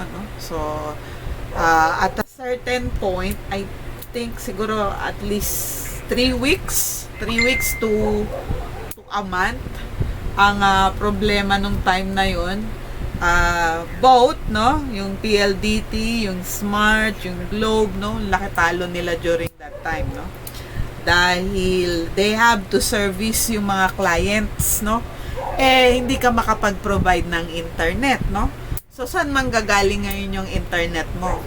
Satellite, no. So, ang daming natalo nung time na yon kasi kailangan nilang i-service. Alam ka namang hindi kikilos yung diba? Kailangan hindi sila mag-provide ng net, no? Medyo mahal yung yung galing sa satellite, no? So, kontratang mahal yun, ano? So, nung time na yun yung nangyayari. At anong naging effect nun? So, nagtipid sila. No? So, instead na yung kanilang mga devices ay naghanap sila ng way para makatipid. No? So, instead na Siemens, Ericsson, yung mga malalaking router na nakalagay dun sa mga installation nila, ngayon, puro yan Huawei, no? So, napansin yun during that time, no? Medyo bumaba yung quality ng, ng mga calls, no? Yung mga naging issue. Hanggang sa hindi na rin sila umalis sa Huawei dahil kahit naman ganoon na medyo hindi de kalidad, no? Maayos naman ang service, no? Yung service, pagka may problema, dyan sila, resolve agad, no? So, ganun naman ang China, no? Ang China, ang galing nilang mag-resolve ng issue. Pagka may problema, pasok agad ng resolusyon, no? Kahit hindi ganun kalaki yung klase niya, no? Palit, no? Pagka sira, palit. O, diba? Resolve. Yun naman ang kagandahan. Yung nga lang, diba? May mga issue yung ating mga service. Now, speaking of that, yan yung mga sitwasyon ng time na yan, dun sa constraint, no? Sabi nyo, magpapalit daw kayo from going to SAP CRM, no? So, meron na silang long standing with SAP before. Now, sila ngayon, ang gamit nila is SAP Salesforce, no? Which is di hamak na mas tipid kay SAP. Kasi sobrang mahal talaga si SAP. Now, yung Salesforce, yung CRM lang talaga, no? Yung sa service ng CRM, no? Yung sa customer service, no? Yun lang talaga, no? Pero kasi yung ino-offer nitong CRM na SAP, nakita ko yung iano nyo, no? Pang EAI talaga siya. So, tanong, given dun sa history na sinabi ko, ano kaya ang pwede nyong magawa, no? Kung kalimbawang kayo talaga yung mag-o-offer, halimbawa lang, no? Paano nyo mako-convince si SAP? Ayan, yun ang tanong, no? Kasi nakaano na sila eh. Tipid sila doon kay Salesforce eh. Tapos papasukan nyo ng isang no? Ayan. Okay, sige, sagutin natin. Group 1, yung tanong.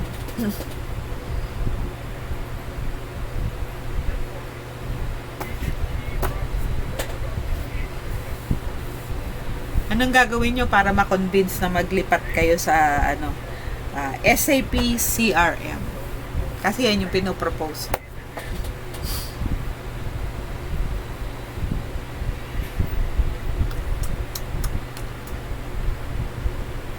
Sino nga yung sasagot? Si Escobar. Ayan, si Escobar. Yes. Rinig po. Yes. Honestly po ma'am, kung sa pagiging cost efficient, ayun nga po, yung compared sa SAP, ang Salesforce, isipin mo naman, if gusto mo makasave ng pera, kaso ayaw mo nang masyadong mag-improve ng efficiency, pipiliin mo siyempre po Salesforce. Kasi yung pa sa SAP po, ayun nga po nakalagay sa constraints, di ba? Malaki yung expense. Kaso, yung payoff naman yun, yung SAP marami talagang marami ding pwedeng magamit doon kasi yung EAI, tapos maraming tools, CRM. Kaya po yung pag-uusapan natin cost efficiency, parang ang hirap din masagot since ayun nga po mas cheaper yung Salesforce. Yung sa amin po kasi rather than yung cost efficiency, yung improvement ng quality ng customer service, ayun po yung sa amin. Kaya medyo mahirap lang po sagutin yung sa paano maka-convince na lumipat sa SAP instead na gamitin na lang yung Salesforce na mas cheaper. Which is yan yung mga pagdating nyo kasi sa industry, yan yung mga pag-iisipan ninyo no. So siguro ang napakagaling na na salesperson na makakaisip ng magandang approach, no? Usually it's just down to being creative, no? Pero reality wise, no? Kailangan tingnan mo rin yung profile ng company. So kung ang profile ng company ay walang masyadong iniisip na gastusin, ay naku, pasok na pasok yan, no? Gustong-gusto nila yan, lalo na sa brand, no? Brand kasi yung SAP at sa industry, yan yung pinakamaganda. Above all, no? Napaka-complex, napaka-strategic, nasa lahat na ng napaka. Katulad na yung napakamahal. Kadami yung napakamahal, no? So, kung i-offer mo yan sa, sa halimbawa BPI, naku, swak na swak yan. Kasi si Ayala, hindi masyadong mano sa gastos yan, no? Hindi masyadong makunat yan. Pero, hindi ko alam kung makunat pa rin si Globe kasi noong time na nag-offer kami, so, wala no? Hindi nakuha yung offer namin kasi yung pinapasok namin is IBM, no? So, kanya-kanyang brand yan, no? So, SAP, ang kalaban namin, Oracle, SAP, at saka yung, NetSuite, no? So, sinong nanalo? Okay. Ang nanalo nag-stick sila doon sa, sa SAP, no? So, sabi ko nga, may long-standing ng, arrangement si SAP at saka si Globe, no? Kaya lang kasi, sa totoo lang, yung ino-offer natin, although meron silang long-standing na arrangement kay SAP, hindi ko alam kung magbe-bend ba si SAP pagdating sa presyo, no? So, kasi yung kanilang accounting system ay SAP na yon, no? So, hindi sila mahihirapan dun sa transfer, no? Hindi issue yung transfer kasi sanay na sila sa SAP. Ang issue ay costing, no? So, pagalingan na lang yan, in reality, kung si SAP gusto rin nilang makuha ng buong-buo yung business, nasa decision nila yan, no? Kung mag-extend sila ng discount. At the end of the day, salesperson din kasi ako, it's a matter of extending discount or bigyan mo ng privileges kung sino magde-decide. Ayan. Anong privilege ang gusto mo? Mag-sign in ka lang sa akin. Ganyan ang usapan dyan, no? So, kaya rin napasok nila yung, yung SAP dun sa financial, financial tool nila, which natalo kami dahil pinasok namin si IBM. Privilege din lang kasi nakausap ko rin yung salesperson. Binigyan lang ng trip sa Germany, no? So 1 week yung CIO. Pero na kuha yung kontrata, no? So yan. So binibigyan ko kayo ng tip, no? Pagka naging salesperson kayo balang araw, no? Ganyan yung mga approach diyan, no? Kasi dito sa Pilipinas minsan magaling ka rin maging creative ka rin sa mga solution mo, no? Ayan. Salamat, Christian. Let's move on to the next group. O sige, yung group 1, pwede nang bumatsi. Ayan, pati yung 4 at saka 3. Let's move on to the next group, group number 5. Start na.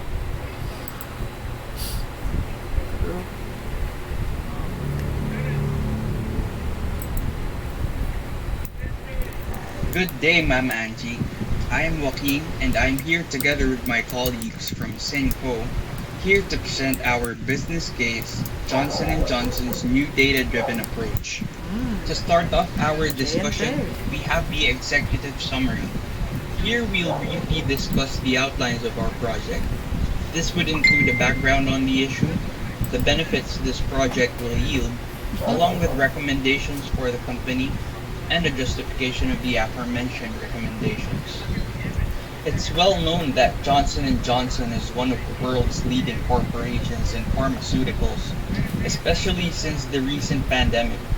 The company had a major contribution by formulating their very own vaccine, which had efficacy rates of 70 to 90%, depending on the number of doses. Despite this, the company has experienced a dramatic decline in health sales over the past couple of years. To resolve the issue, this project will improve the company's data handling, which in turn eases business handling and significantly decreases total liabilities in the long run. Recommendation. So, in recommendation, there were different approaches that were considered in solving the problem of J&J Corp. But by looking at the practicality and convenience, the best choice was to utilize the data of the company and rely on credible and accurate predictions in order to increase sales as well as maintaining the reputation of the corporation. Justification. We can confidently predict that the sales will be booming if we address and concentrate on customer care, since consumers are the main source of revenue, ensuring that they are happy and should come first. The business will gain their loyalty by providing them the correct products and services. The reputation of the business should also be maintained because there are rivals waiting to steal their clients from you. As well as credibility will suffer since the company's reputation is tarnished. It is possible to forecast probable scandals and issues that the corporation may face by utilizing technologies that can predict data. Now let us move on to the problem definition. First is the problem statement. Johnson & Johnson's 2021 SWOT analysis, or the Strengths, Weaknesses, Opportunities, and Threats analysis made by PESEL Analysis, found they are falling behind competitors in their health sales category, especially against Pfizer. Where a declining performance in sales, even in a single category, is a significant loss and advantage for competitors.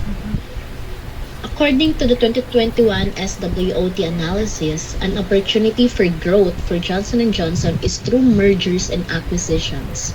Evaluating how consolidating data assets via integration using Datado can be a long-term benefit compared to developing capabilities and employing expertise in-house. While investing in a subscription plan is more cost-effective than in-house development and employment of expertise. Next is the organizational impact. The proposed new data-driven approach using Datado will impact and improve Johnson & Johnson overall data management. The organization, tools, processes, roles and responsibilities, and software or hardware that will be affected by the implementation are described through the following. Tools. The proposed data software will be set up and made operational as the current legacy administration platform is phased out. Here, the required employee will receive the appropriate training on how to make full use of the aforementioned SaaS platform and how to use it to support other organizational tools. On processes, by using this project, Johnson & Johnson will handle its data more effectively overall because of the increased efficiency. Data collection from sales will be more precise, up-to-date, and economical. Here,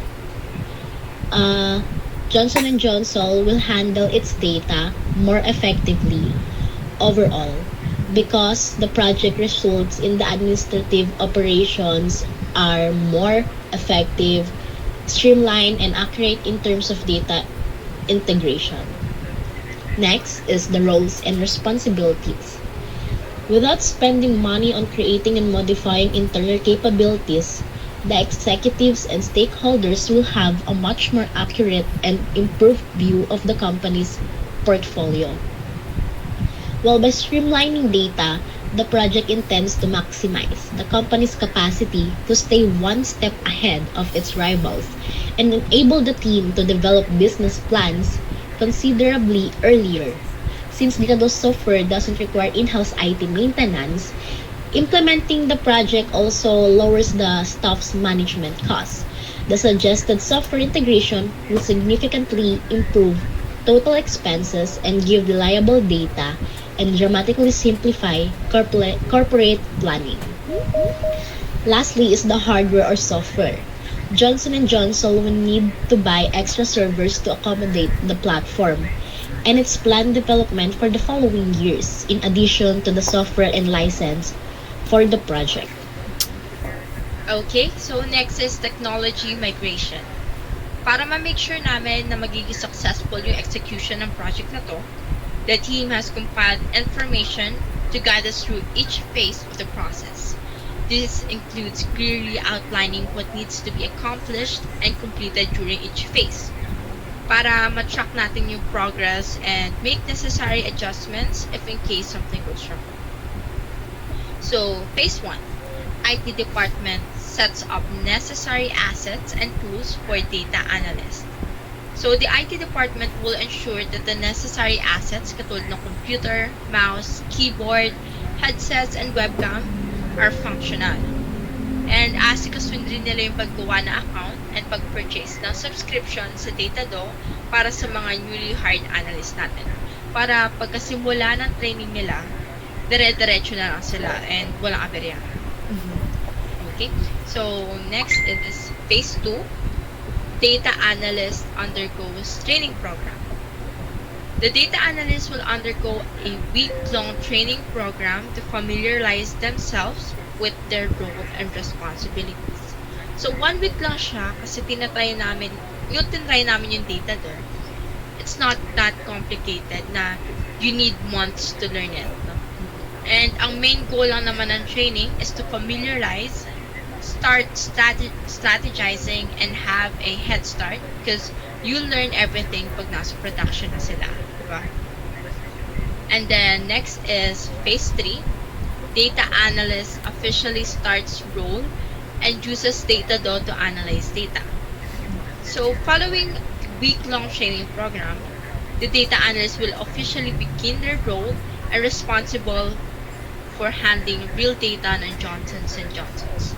So kada task, bibigyan sila ng 5 days para makapag-collect ng data, gumawa ng visual aids, aralin na mabuti yung report, and i-check kung accurate na ba yung outputs.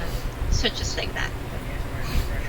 And lastly, phase 4, data analyst uses Datado to report on collected data. So dito, ire-report ng mga data analyst ang mga na-prepare at nagawa nilang output and visualization.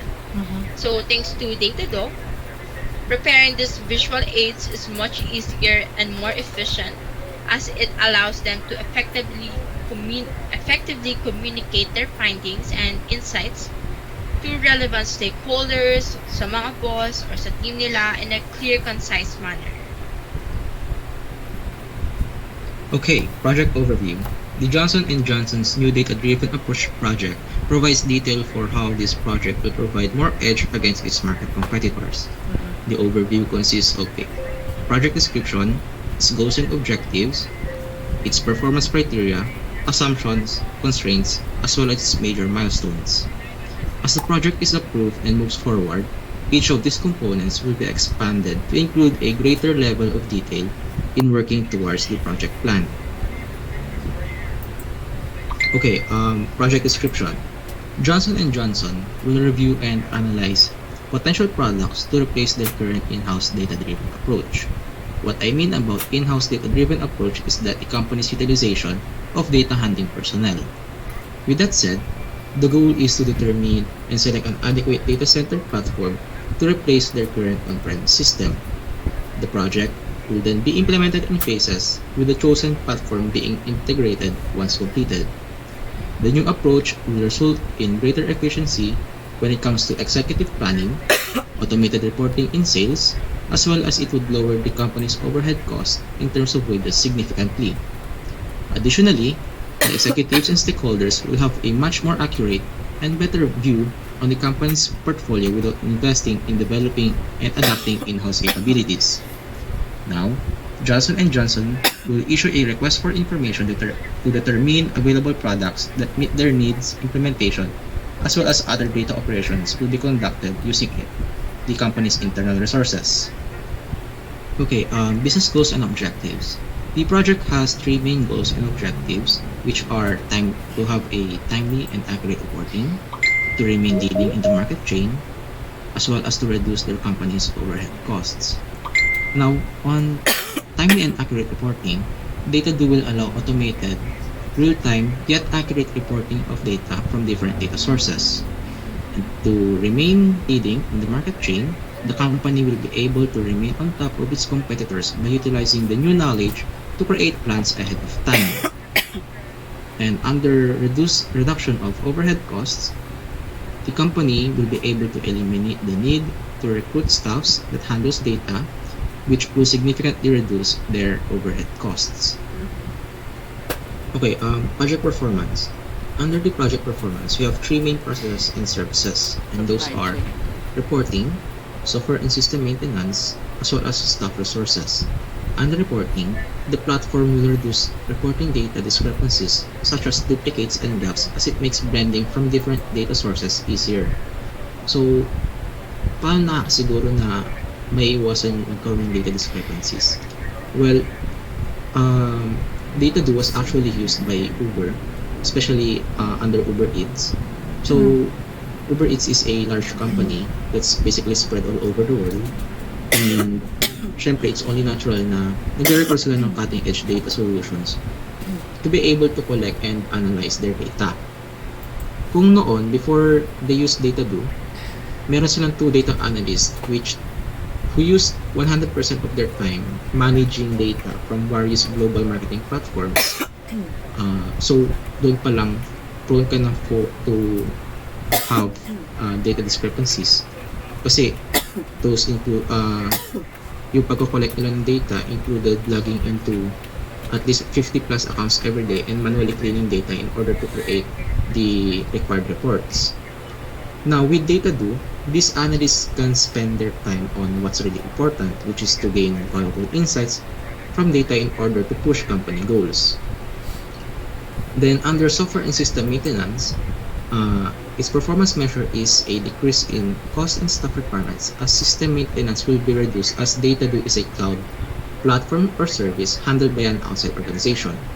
Therefore, the platform's maintenance is not within the concern of the company. Then under our staff resources, it is the elimination and or reduction of different staff positions such as data engineer, as DataDo is easy to grasp and does not require any prior knowledge in coding. Next topic would be the project operations. As we go on with the project and the business, more and more expectations and limitations can be discovered. Here are some list of the assumptions that we have as we made this business. First is there should be enough employees to be trained to know how they should fully utilize their skill and talents with the said SaaS platform. Next is funding. First is funding for training. The other is funding for the software and hardware costs. There should be enough funding for the training, so as we grow bigger with the project, there should be more and more employees to be trained. Next is funding for the purchase of hardware and software. Of course, if you have more employees, this means that we should have enough tools for them to use. Next is all department heads will provide necessary support. This should be self-explanatory, as heads should be supportive of their colleagues. They are expected to help when they are needed, so that the project would be successful. Lastly is project has executive level support and backing. Executives are also expected to have their full support for the project.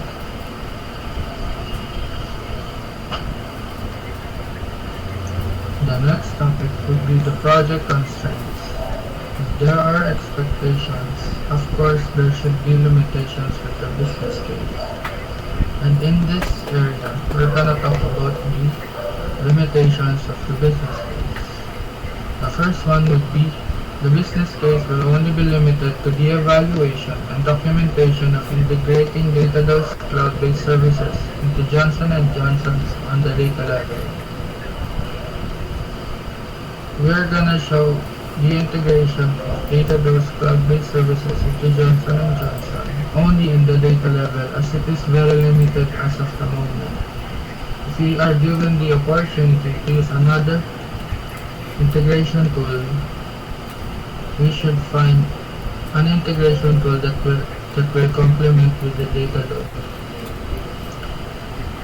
The next one would be the integration of to be evaluated will only be limited to the data level. And since DataDo doesn't offer on-premise services, only on the cloud, which means it is very limited.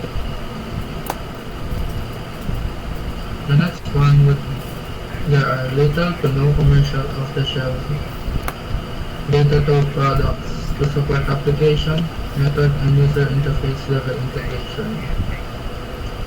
As a big business, I think it would be better if we use multiple integration tools, not only Datadog. As it is, like I said, very limited. They doesn't offer more tools to compensate with their shortcomings. And lastly would be continuous support from Datadog is still expected even after the completion of integration, regardless if it was done internally or by the product developers vendors. Since it is a cloud-based service, continuous support from Datadog should be there. Like, it is not gonna be fully integrated, which means we have to still pay monthly for their services. And that's gonna be it for the assumptions and concerns. Thanks. The next topic would be major project milestones. Okay, so next is major project milestones. The project milestones are currently identified but may be subject to change as the project planning continues. The project team will adjust and finalize the milestones as needed to establish a baseline schedule. So, for the first one, Project Charter, target date is on the 16th of December 2022. Ito yung pinaka-crucial part dahil dito i-ensure na may clear direction, my purpose, and my relevant parties, and the relevant parties that's in this project are on the same page. Kasi mahirap na nasa kaligitnaan na kayo ng project, iba pala yung vision ng isa and pull out siya.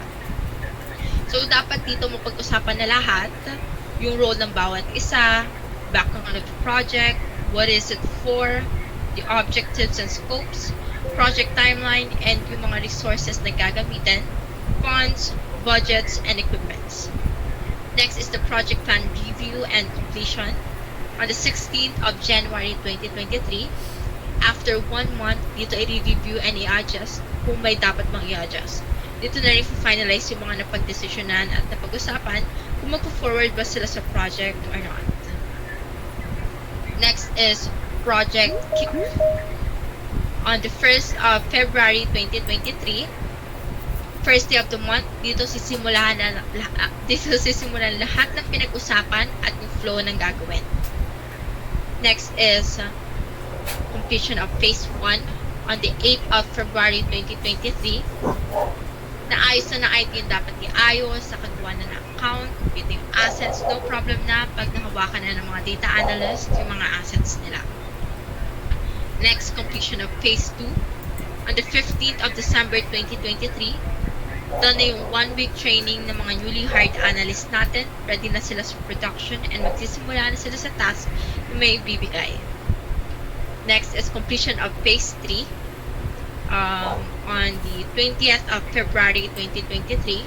After 5 days, ready na sila mag-report sa mga stakeholders, boss, or mga team nila. Next is completion of Phase 4, 21st of February 2023. Dito na nila maire-report yung mga nakakollect na ng data and i-show up yung mga visual aids na ginawa nila. And lastly, close out and project completion on the 21st of August 2023. After 6 months, dito na nila i-conclude if this project is worth pursuing or kung may na-accomplish pa sila, such as like that. If yes, continue pa nila yung project na to, and if not, it's a wrap.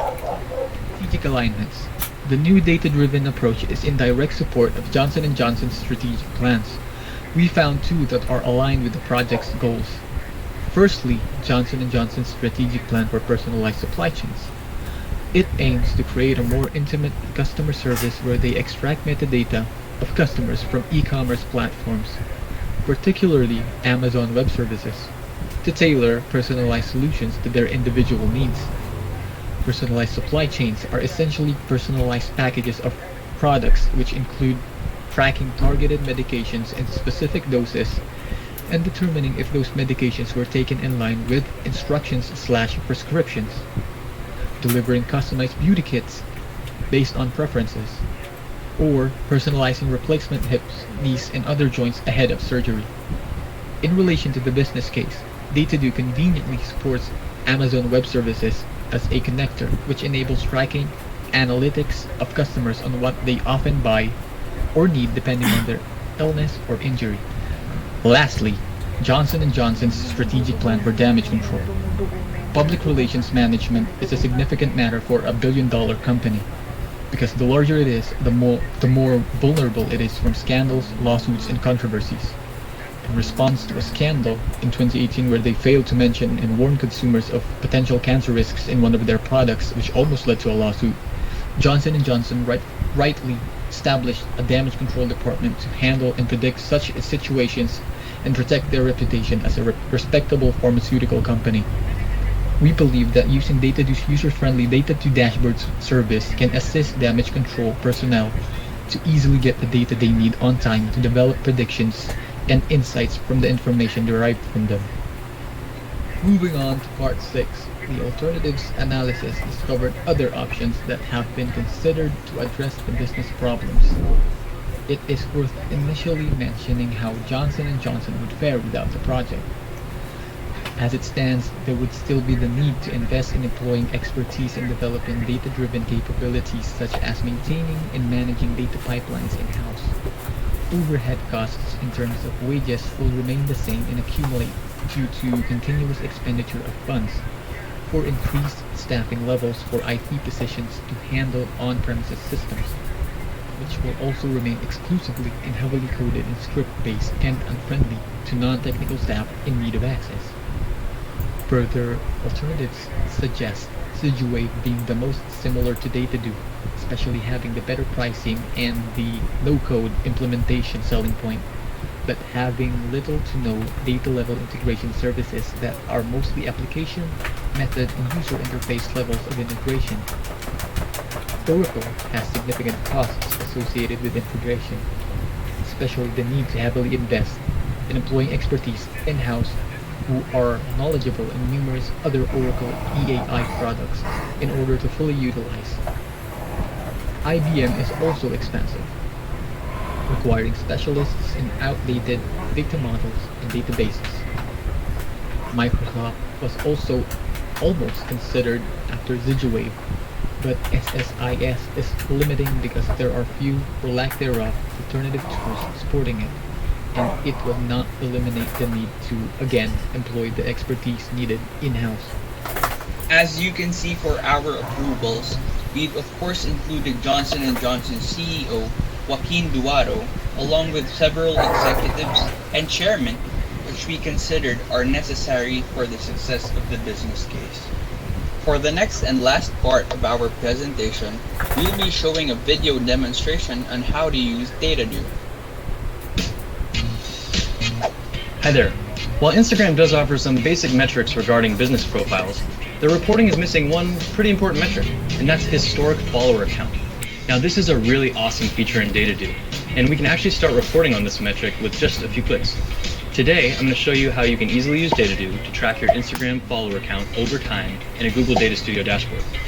Let's jump right in. To create our Instagram source, first we'll click on Sources and then go to New Sources and search for Instagram Business. Once you're here, you'll see that our Instagram account has already been authorized, and we can select the correct Instagram page. Now we can select some attributes. We can click to add or remove attributes, or just go with the recommended default metrics.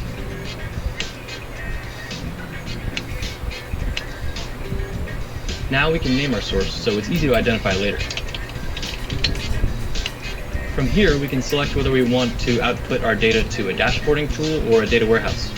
For this case, we're going to go with a dashboard, since I want to use Google Data Studio to visualize this data.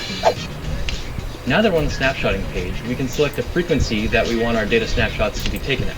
You can go with daily, weekly, or monthly. Enterprise plans can even do hourly syncs. We can select what time the snapshots will be taken, and whether the data will append or replace the data in our dashboard. We'll use append since we want to build a record of this data over time. Now we'll just click on Preview, and we can see that our source results in the data set that we were looking for. We'll save the source and add it to a data flow. Now that I've got the Instagram source loaded to our flow, we'll select Google Data Studio as the destination for our data, and then move on to the flow configuration. We'll label the flow, and then move on to the dashboard connection guide. Since we're using Google Data Studio, click on the blue link, and then we're going to just copy and paste our API key and our endpoint ID from DataDo to complete the connection. Now we'll click connect, and here we can see that the data has been loaded into Google Data Studio, and we can add it to a report. And then on the right side, we'll set the date range dimension and dimension both to date. Then we'll set the metrics to follower count. We can add a quick graphic here. And we can see that there's just 1 day's worth of data from yesterday because our historic Instagram data hasn't been saved anywhere yet. Now that's one of the great things about DataDo. Just like that, now our system will continue to extract your Instagram data every day, and your dashboard will continue to update and build a report of your historic follower count over time. And it only took us a couple of minutes. DataDo. Alright. Mukhang doable to, no? So that is it for our presentation. Thank you and good night. Alright. Sino yung representative ng Group 5? Taas ang kamay, iwagayway. Ang bandera ng Group 5. Sino yon? Oh. Sana. Walang taga Group 5 dito. Taas ang kamay, iwagayway. No? Kailangan nandito. Nasa na? Meron tayong tanong. Ang tanong. Oh, wala. As in, wala. Bakit wala? Bibigyan ko ba ng grade dito kung wala dito? Aba, ay kailangan ko ng sagot dun sa aking tanong. Good. Ayan. Si Aaron. Okay, Aaron. Kung na sumagot, ha? Right. So, hindi ako masyadong familiar dito sa, J&J. Kasi, international company ito na meron lang branch dito sa atin, no? Malaki to kasabayan ng laki ng P&G at saka Pfizer, no? Now, recently, the same companies, yung mga malalaking company na yan yung sa atin ng vaccine, no? At isa sila doon sa provider ng mga vaccine natin. Regarding doon sa constraint na natin, no? Tingin nyo ba magiging priority kaya ni J&J ang pag-i-implement ng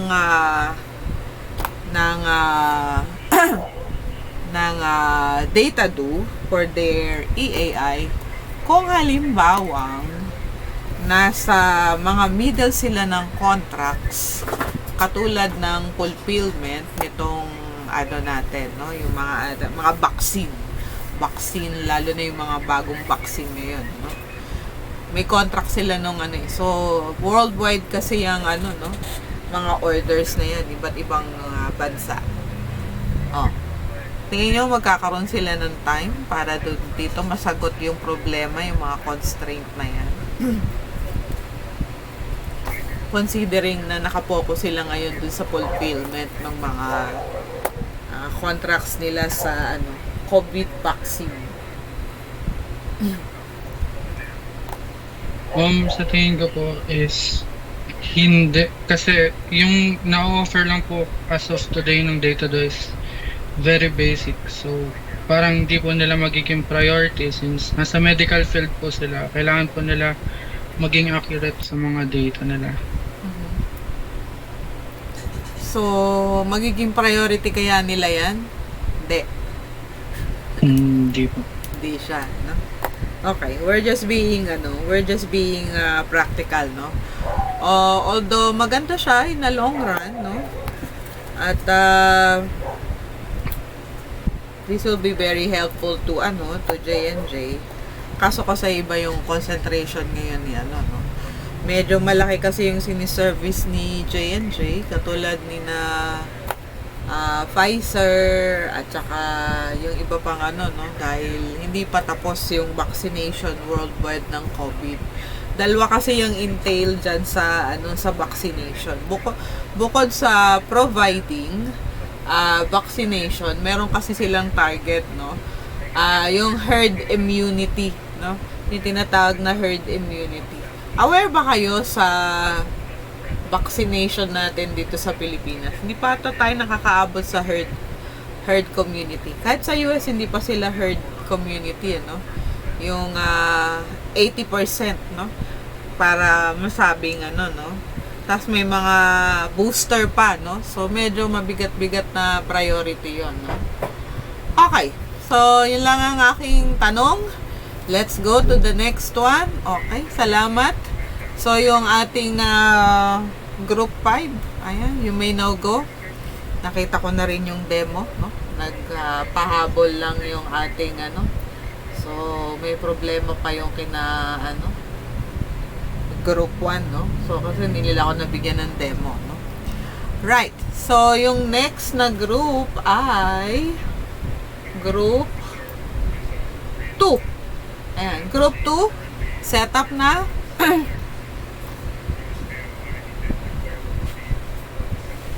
Alin? Executive Summary. This business case highlights Meralco's use of talent software solutions to handle business problems, the data integration tools, benefits, and recommendations. The business case incorporates goals, performance measurements, assumptions, limits, and other solutions. Issue: Meralco powers homes, businesses, and COVID-19 critical facilities. Meralco may use multiple sources for data collection. However, segregated data can cause data quality issues, out-of-context information, duplicate efforts that waste time and resources, and other issues that make it challenging for a corporation to maximize data value. Expectations: corporate users will use Meralco's self-service platform to ingest high-quality data and integrate it. Meralco will update its data infrastructure with data lakes, warehouses, data science workbenches, and a business intelligence platform. Meralco can adapt to market and consumer needs with a contemporary data platform. Meralco can leverage data analytics and intelligence to make better, faster business decisions. Recommendation: Talent helps Meralco integrate transactional systems. Management and decision support data are easily accessible. One data entry point provides firm-wide data integrity. Billing CIS integration speeds meter reading. This reduces interest costs by 2 days. Branch, phone, internet, and third-party customer assistance are offered.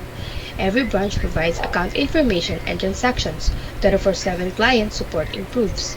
Justification: Meralco's data integration tools will reveal trends, links, and insights.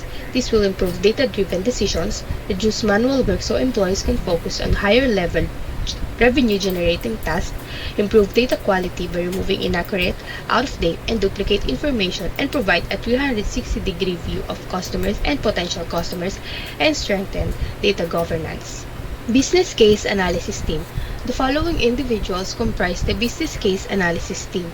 They are responsible for the analysis and creation of the EAI evaluation of talent data management platform for Meralco Business Case. For the team leader is Salvador John Christian S. and team members are Balo, De Vero, Samarinta, De Velos, and Paglake.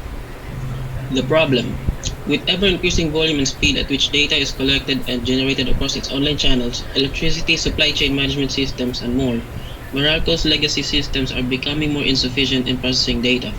Furthermore, there are existing data silos across the organization that needs to be addressed.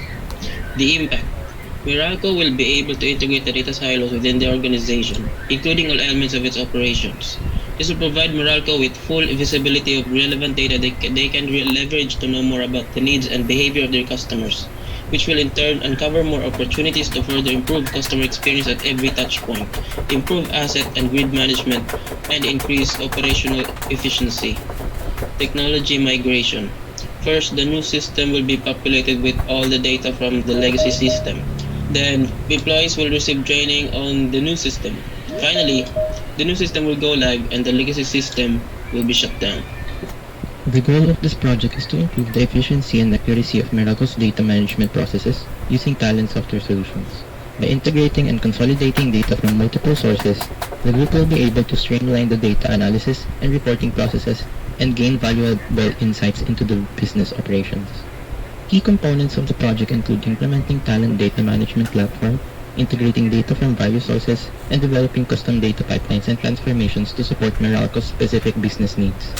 The group will also work closely with key stakeholders and with other important figures to ensure that the project aligns with the overall goals and objectives of Meralco and to determine the path the corporation will take in the future.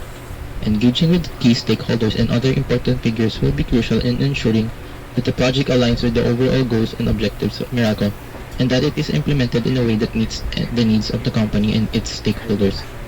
Also, by improving the efficiency and accuracy of Meralco's data management processes, the group can expect to see a range of benefits including reduced errors and improved data quality, faster turnaround times for data analysis and reporting, and a better understanding of the company's operations and performance. Overall, the group expects that this will enable them to better understand and manage the data and will provide valuable insights that can help to improve Meralco's operations and drive business growth. The group is expectant in terms of being provided the flexibility and scalability they need to support the data management needs and are excited to see the benefits that this project will bring. Goals and objectives. The project directly supports Meralco's goals and objectives. The following table shows the business goals and objectives that the project we are using supports and how it supports them. There are 4 business goals that the Meralco established. The first business goal or objective is automate better and more accurate data, and its description is the integration tool helps in providing clean, complete, and compromised data, enabling advanced analytics to broaden data, access and consume quality data. Drive innovation allows innovation and modernization through upgrading data infrastructure that supports new data lakes, data warehouses, and the reorganization of business intelligence platform. The third one is commitment to excellent service. Our project helped the company in monitoring continuously changing market conditions by utilizing a solid data-driven strategy to accommodate the customer's goal is to improve productivity and efficiency. The integration tool offers collaborative workflows that encourage problem solving that help employees in time management. So for project performance, the table shown shows the key resources, processes, or services and their expected business outputs in measuring the project performance. These performance indicators will be quantified and specified further later on in the full project plan. So for the first key resource, system performance, the new system with better data processing and advanced analytics will be expected to reduce the turnaround time for the provision of electricity services. Second, system maintenance. An expected decrease in cost and time for system maintenance using the new system. And lastly, workforce productivity. A decrease in employee workload and increase in employees' positive feedback using collaborative workflows. The following assumptions apply to the customer-centric digital transformation. As project planning begins and more assumptions are identified, they will be added accordingly. Meralco will have the necessary budget and resources to implement and maintain talent software solutions. The necessary data sources and integration points will be available and accessible to support the project. Key stakeholders across the organization will be supportive of the project and will provide the necessary guidance and input to ensure its success. The data quality and consistency of the data sources will be sufficient to support Meralco's use of talent solutions. Talent will be able to support the customer-centric data transformation and data analysis requirements of Meralco. Meralco's usage of data management solutions from Talent is expected to reap benefits in terms of improved data insights and enhanced customer experience. The project will be completed within specified timeline. Together with this, there are also constraints to be expected, such as budget constraints. It will be important to manage the project within the specified timeline, taking into account any budget or other constraints that may arise. The group should work closely with key stakeholders and other important figures to ensure that the project stays on track and is completed successfully. Here are the project constraints. Time constraints may be a challenge for completing the project and seeing results in terms of improved customer experience. It will be important to carefully plan and manage the project in order to ensure that it is completed within the specified timeline and that the desired results are achieved. Properly assessing and understanding Meralco's existing data sources and systems will be crucial in ensuring that talent is implemented in the most effective and efficient way. This may involve conducting a thorough analysis of the current data management process and identifying areas for improvement. Training Meralco's IT staff on how to use talent will be an important step in ensuring that they are able to effectively manage and transform data using software. It will be important to provide adequate training and support to ensure that the IT staff is comfortable with the new platform. Technical challenges or issues could arise during the implementation of talent. It will be important to have a plan in place to address these challenges and ensure that the project stays on track. Properly managing and monitoring the data transformation process will be the key to ensuring that it is complete and accurate and on time. This may involve setting up appropriate controls and processes to ensure that the data is transformed correctly and that any errors are identified and corrected quickly.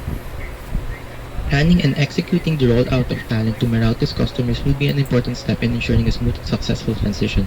It will be necessary to carefully communicate the changes to customers and provide them with the necessary support and resources to ensure that they are able to use the new platform effectively. Major project milestones.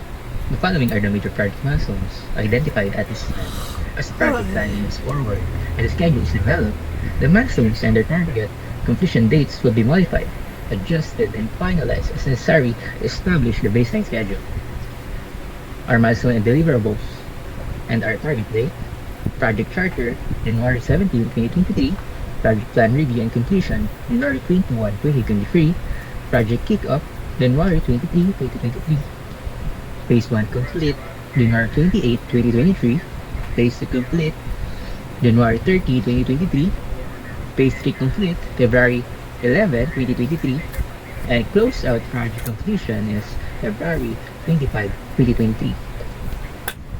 The EAI Evaluation of Talent Data Management Platform for Meralco will help Meralco in making strategic plans for the smooth integration of data from manual to the use of talent software. Executives, employees, and even customers can benefit from the use of talent due to the fast manipulation, clearance, and use of data between the company and its customers. The projects below will help Meralco in improving the way they handle the data of their corporate ventures and customer information. One example of the plan is the 2023 Meralco Strategic Plan for Executive Use. The goal and objectives of this plan is that its alignment of mission and vision to the talent's integration for data management and analysis. Lastly, the relationship to the project is that this project will allow the executives to fully understand how to use talent in their day-to-day operations. So for alternatives analysis, to address the business problem, the following alternatives were considered. These options were not chosen for a variety of reasons. So first option, keeping the legacy data warehouse system. The reason for not choosing this option is first, it has a costly maintenance. Second, it has poor data security. Third, it has incompatibility with new systems. And lastly, it is outdated. Second option, Clover DX. The reasons for not choosing this is it has steep learning curve. It can't handle files such as Word and PDF. It is a less flexible programming language compared to the other options. And lastly, it is no longer open source. Third option, Jitterbit. The reason for not choosing this option is first, it has a steep learning curve. It has inadequate documentation. And some of its UI is unintuitive. Fourth option, SnapLogic. The reason for not choosing this option is first, it is less customizable compared to the other options. It has a hard to learn UI, and lastly, it has difficult error handling or poor debugging. And last option, Statistical Analysis System or SAS. The reasons for not choosing this is first, it is not open source, and lastly, it is the most expensive among all the other options. Okay. Right. Hello and welcome. If you're watching this video, you want to get familiar with the look and feel of Talent Studio and grasp a general understanding of how to use some of the key functions and features. Although the Talent Data Integration Platform is comprised of several different components, which we'll cover in other videos, today we're just going to focus on the Studio's piece of the puzzle. Let's get started. When I first launched the Studio, I'm asked to select a connection and then either open or import an existing project or create a new one. I'll use an existing project for this brief intro video. It brings me to a welcome screen. I've already started a job, so let's open it from the latest items list. The first time I open Talent Studio, it offers to guide me through the program, highlighting key points. It also opens a demo project for you to play around with to get yourself familiar with the studio. If I ever need a refresher, I can reactivate the tour within the Help dropdown. Let's build a new job flow to demonstrate how Talent Studio features work. Let's first take a look at the repository, where Talent Studio gathers data related to the technical items used to design jobs. It's here I can manage metadata, database connections, database tables, as well as columns, and jobs once I begin creating them. I've already brought in my source component metadata by dragging and dropping it into my design workspace in the middle here. The design workspace is where I lay out and design my jobs. Then I go to the right-hand side and view my component palette containing different technical components used to build my jobs, grouped together in families. A component is a pre-configured connector used to perform a specific data integration operation. I can minimize the amounts of hand coding required to work on data from multiple sources. If I drill down, I can see all of the different connections to databases and applications. We will discuss these in further detail in later videos. Let's bring this Salesforce output component into the palette to create a target for my source content. Now I would need to connect these two components using something like a T-map, giving me the ability to map attributes between the source and the target. Click on the source, drag and drop, and connect to the T-map. Right-click on the T-map, drag and drop over to the target, give the output a name, and once that's set up, double-click on the T-map component to view the attributes of the metadata about the Salesforce connection that you have established are visible. Drag these attributes from the source on the left to make the connections. I now have a functioning process or job within the design window. View job details within the configuration tabs, which we will dive deeper into in later videos. Thank you for watching this video covering a brief overview of the studio. Please continue to watch this series, The Day in the Life of a DI Developer, for more demonstrations and information regarding Talent Studio. Okay. Alright. So, sino yung member ng Group 2 na nandito ngayon? Taas ang kamay. Wagayway. Ayan, si Christian. Okay. So, tatlo sila, no? Maraming pwedeng sumagot, no? Si Chara, si Erasto, at saka si Benice. Okay, so, andyan din si George. Right. So, itong mga naandito, nag-suggest kayo ng talent, no? Tingin ko naman kayang-kaya niyang i-cover yung mga constraint, no? Ang ano ko lang is, meron na bang kliyente si talent dito sa Pilipinas? Na, no? Nakapag-implement na sila. Parang reference lang kay Meralco. Yes. Based on our research po, ma'am, recently po nag-implement na talaga yung Meralco ng talent. Okay. And together with Cloudera po. Cloudera. Naka-implement lang po nila. Actually, this lang. 2022 lang po. Okay. Balikan natin yung question ko, no? Bukod kay Meralco, sino pa yung kliyente ni Extend dito sa Pilipinas?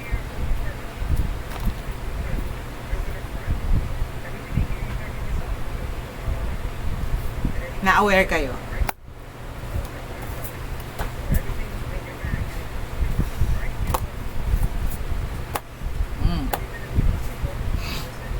Okay. So, yes. Mga nakataas ng kamay.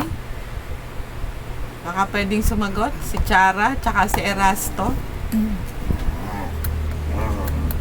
May na-research po ako dati na yung city na corporation, talent po yung gamit nila. Kaso lang po, wala po sila sa top 100 companies. Kaya yun po namin nakita. Okay. So, city. Okay, city. Ano ba to? Parang call center? Bank po siya, ma'am. Ha? Bank po siya, ma'am. Bangko? Anong bangko? Citibank. China! China Bank? Citibank? Opo, Citibank po. Citibank. Okay. Ang alam ko kasi merong isang nandun ako sa Makati dati. Nababasa ko yung talent na yan. So, meron silang okay, bukod kay Citibank, baka nga Citibank kayo na, no? Yung provider ng customer service ng parang ang Citibank na customer service, no? Talent, no? Pero meron pang isa pang no? So sa call center alam ko gamit itong talent, no? Pero hindi majority So most likely ito nga yung sa Citibank. Pero meron pang isa, no? Na natatandaan ako, no? Okay, so na-implement na pala ito, no? So maganda. I think maganda yung talent kasi nakita ko yung yung demo, no? Mukhang okay siya, no? Hindi siya masyadong complicated, no? Ayan. Yun yung kita kong comment doon, no? Okay, thank you. Thank you sa group 2. Ayan. Sige, you may now go. Okay na tayo. And we'll move on to the next. Okay, sino ba yung next natin? Group 6. Ayan, Group 6. Pwede nang mauna yung Group 2. Para hindi kayo naubusan ng data. Last 2. 6 and 7. Hello everyone, we are the Group 6. We'll be presenting a business case story about exhibition models in the Philippines corporation, which utilizes digital exhibition with the Google Cloud platform services. So, wait lang. Wala na bang ilalakas yung video nyo? Baka pwede pang medyo mahina wala na kasi akong ihihina pa dito sa mga naandito Ma'am, nakamax na po sa YouTube mo. Nakamax na rin to Okay, sige, diretso. About the partnership between Mitsubishi and Google Cloud. We'll be focusing on the primary key points, which discusses the journey that we have made along the implementation of projects such as the challenges and the assumptions, constraints, or the tools that are necessary for Mitsubishi to have a improved performance regarding its customer experience in the digital world, especially in the Internet of Things. So we'll be starting with defining the characteristics and exactly the definition of who is Mitsubishi. Mitsubishi Motors Philippines Corporation, a subsidiary of Japanese automotive giant Mitsubishi Motors Corporation, is the longest-staying automotive company in the country, celebrating 50 years in 2013. Established as Chrysler Philippines Corporation on February 20, 1963, the company sells over 16 types of vehicles in the Philippines, from passenger vehicles such as the Lancer EX, Mirage, and Montero Sport, to commercial vehicles such as the Adventure and L300 chassis cab, and heavy haulers like the Canter Light Truck and Rosa minibus. But Mitsubishi doesn't only manufacture automotive. The company has different business domains. The power division that manufactures nuclear and thermal power generators, the aviation, defense, space division that manufactures aircrafts and rockets, and the industry and social infrastructure division that manufactures machinery from shipbuilding to chemical plants and beyond. Moving on to the executive summary. In this part, we'll be talking about the issues, recommendation, justification, and anticipated outcomes in the business case. First up, let's talk about the issue. What is the issue in Mitsubishi Heavy Industries? One of Mitsubishi's long-term goals is to achieve a comparable balance between assets, sales, and market value. Their focus was placed on profits at that time, neglecting improving customer lifetime value. So the issue is the poor quality of services provided to the customers after the transaction. But the only way to obtain information about the customer's machinery's operational status was through direct communication between the sales representative and the customer. With that, we'll be recommending the creation of a platform with Google Cloud Tools Incorporated. Will allow users to view and examine the database, applications, pipelines, APIs, and more that have been analyzed. Using structure as service, platform as service, and infrastructure as service as much as possible enables the company to use resources for development rather than maintenance operations. But why use Google Cloud? We use Google Cloud mainly because of it is integrated to manage data storage and analytics services, making it easier to access and analyze data. It provides a range of features and tools for data exploration, analysis, and visualization that is a comprehensive platform for data analytics. And also, it has a user-friendly interface that is designed to be easy to use without a steep learning curve. By using Google Cloud, we'll be anticipating that by creating a data centralized platform and utilizing tools like Google Cloud's Looker, BigQuery, Kubernetes, and more will enable Mitsubishi Heavy Industries to improve their customer lifetime value. The company will benefit from gaining valuable insights into the operations, which can help make better informed decisions and improve overall performance.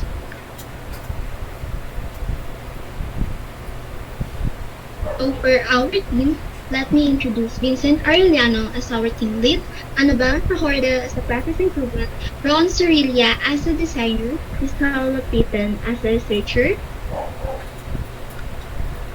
and Shaina Salis, Arlene Giban, and Juan Futuro as also our researcher.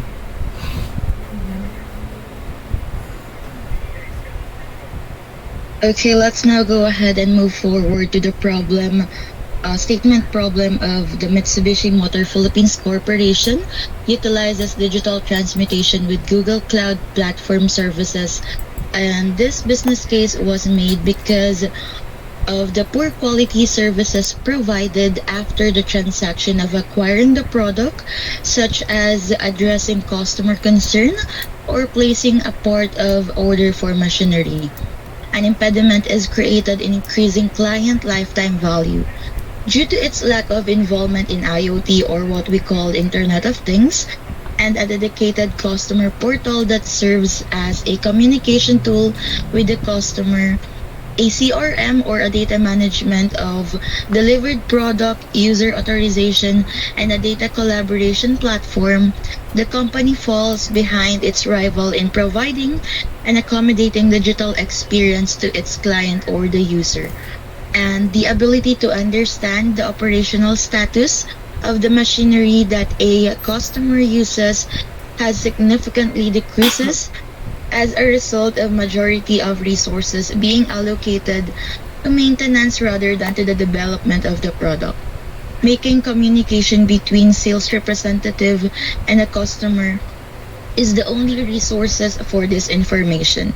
And Mitsubishi Corporation percent service provider are unable to handle and handle the complexity and scalability increases that comes with consolidating this process and data into a single platform for analysis. Let's go to the project overview. Hereby offers details of how Google Cloud Platform will be the solution for Mitsubishi Motors Philippines Corporation's business problems. Through this project overview, better understanding about the description, goals, and objectives of the project will be provided, as well as the performance criteria, assumptions, constraints, and major milestones the project will unfold. The project will primarily concentrate on integrating all of the current systems, applications, and databases into a centralized data platform using one of Google Cloud's tools, Looker. This will make it easier to optimize for data exploration and implement better data-driven business decisions, especially in handling customers' inquiries even after the sale. The business will also make use of the additional features provided by Google Cloud, particularly the capacity to manage and integrate a multi-cloud platform so that it can collaborate with other services and cloud providers like AWS and Ares. For the goals and objectives, the Google Looker directly supports several of the corporate goals and objectives established by Mitsubishi Heavy Industries. The following table lists the business goals and objectives that the Google Looker supports and how it supports them. Organizational design that promotes DX or data transfer projects. Instead of outsourcing to a vendor, a particular team builds an internal data platform, uses Looker to visualize data, and offers tool replacement. The understanding of this plan eventually permeates each firm.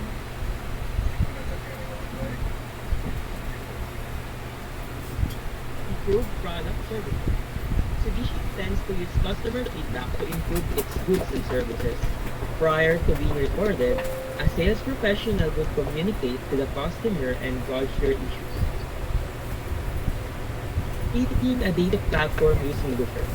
Mitsubishi may then apply variables in digitalization by investigating client pain points, recognizing which pain points could be remedied to enhance the business, formulating solutions, and to develop new value by utilizing data to comprehend the operating state of the equipment and customer uses. To establish a comparable book of assets, sales, and market value is one of Mitsubishi Heavy Industries' long-term business goals.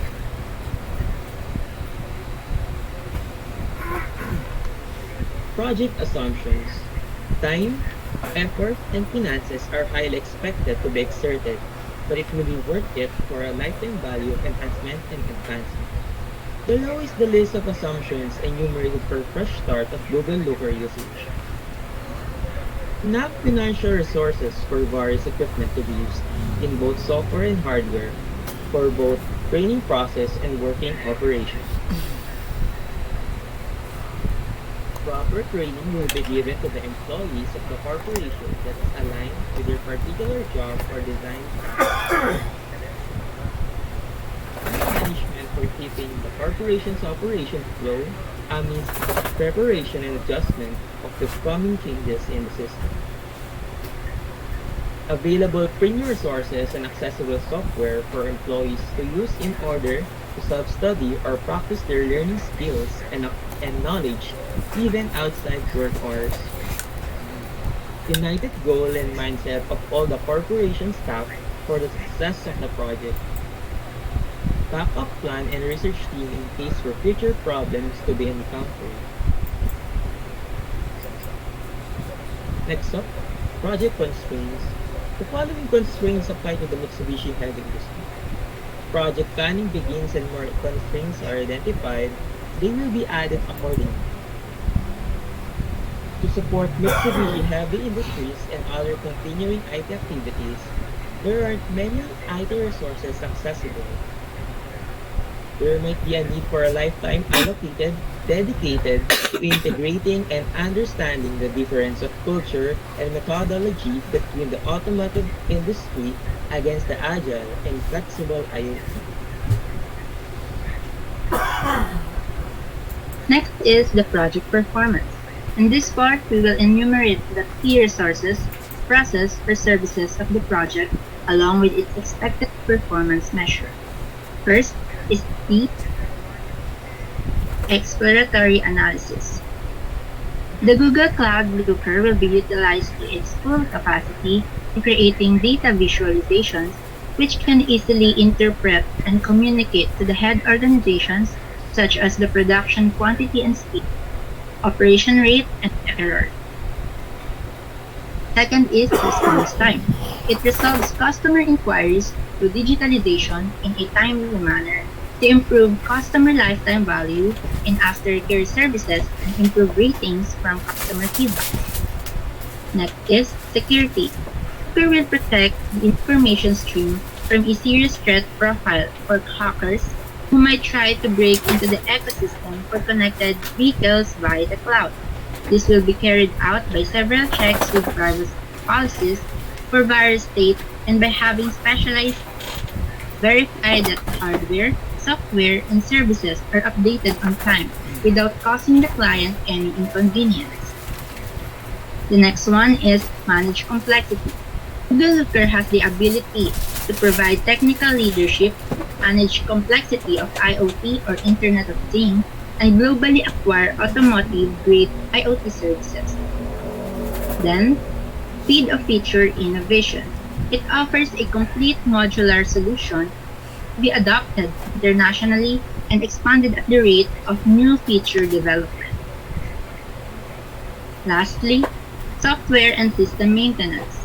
Using Looker, it will make the services self-sufficient in development by allowing the use of staff resources to be utilized for development rather than in maintenance operation. Now, let's talk about the strategic alignment of this business case. The acquisition of the Google Cloud Platform Alliance directly supports several of Mitsubishi Corporation's strategic goals. This project will advance our business and assist in taking the company to the next stage of maturity by directly assisting this strategic initiative. So we have three goals and its relationship to project. The first plan is improving customers' lifetime value, wherein the goal is to accomplish by offering high-quality products, providing excellent customer service, and utilizing technology to gain insights into customer behavior. This project will improve the entry and storage of information and data. It will speed up and improve the accuracy of the process. The next plan is to use Looker to share visualized data with everyone.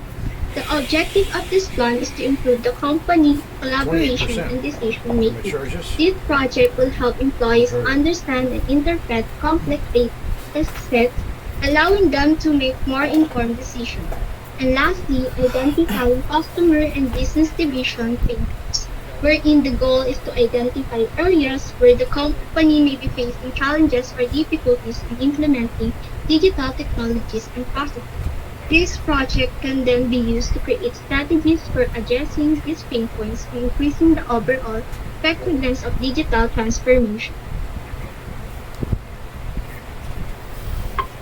So here are the alternative analysis for Mitsubishi Heavy Industry. First, creating Mitsubishi's own software rather than using an external company. One potential disadvantage of developing software internally is that it can be time-consuming and costly. It may require hiring additional staff or training existing employees, which is another expenses to project.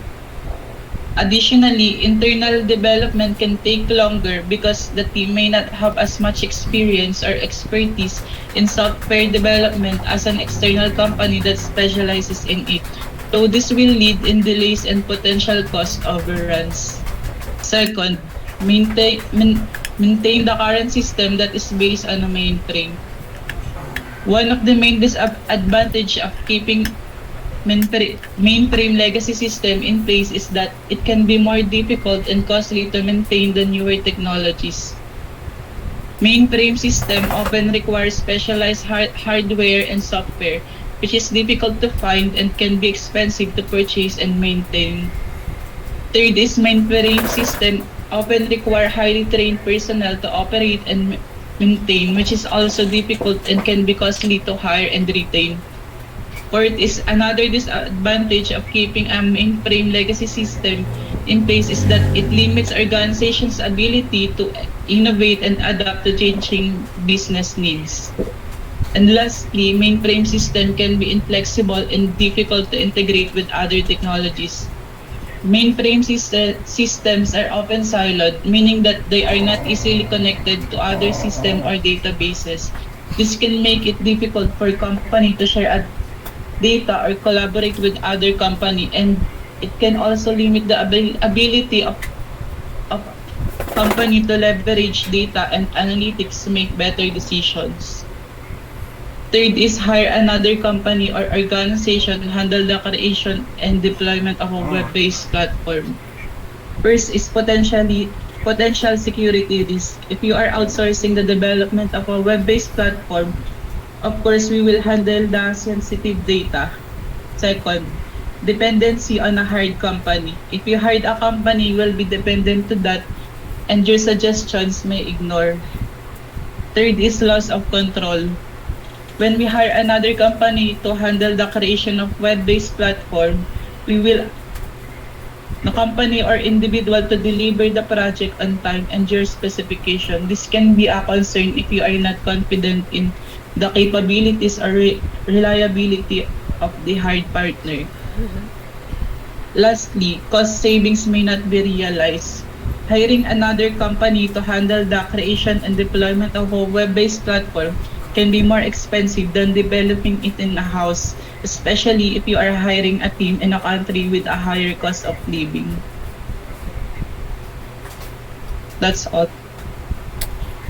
Which is why we would also like to emphasize on the fact that Although Mitsubishi has other partnerships, or at least tried to partner with other cloud service providers like SAP, Oracle, IBM, Turbit, and Microsoft, we were able to disseminate that although these large cloud providers all have a set of essential IoT services, but we have been able to identify that none of them have everything that OEM or specifically Mitsubishi needs for their business case.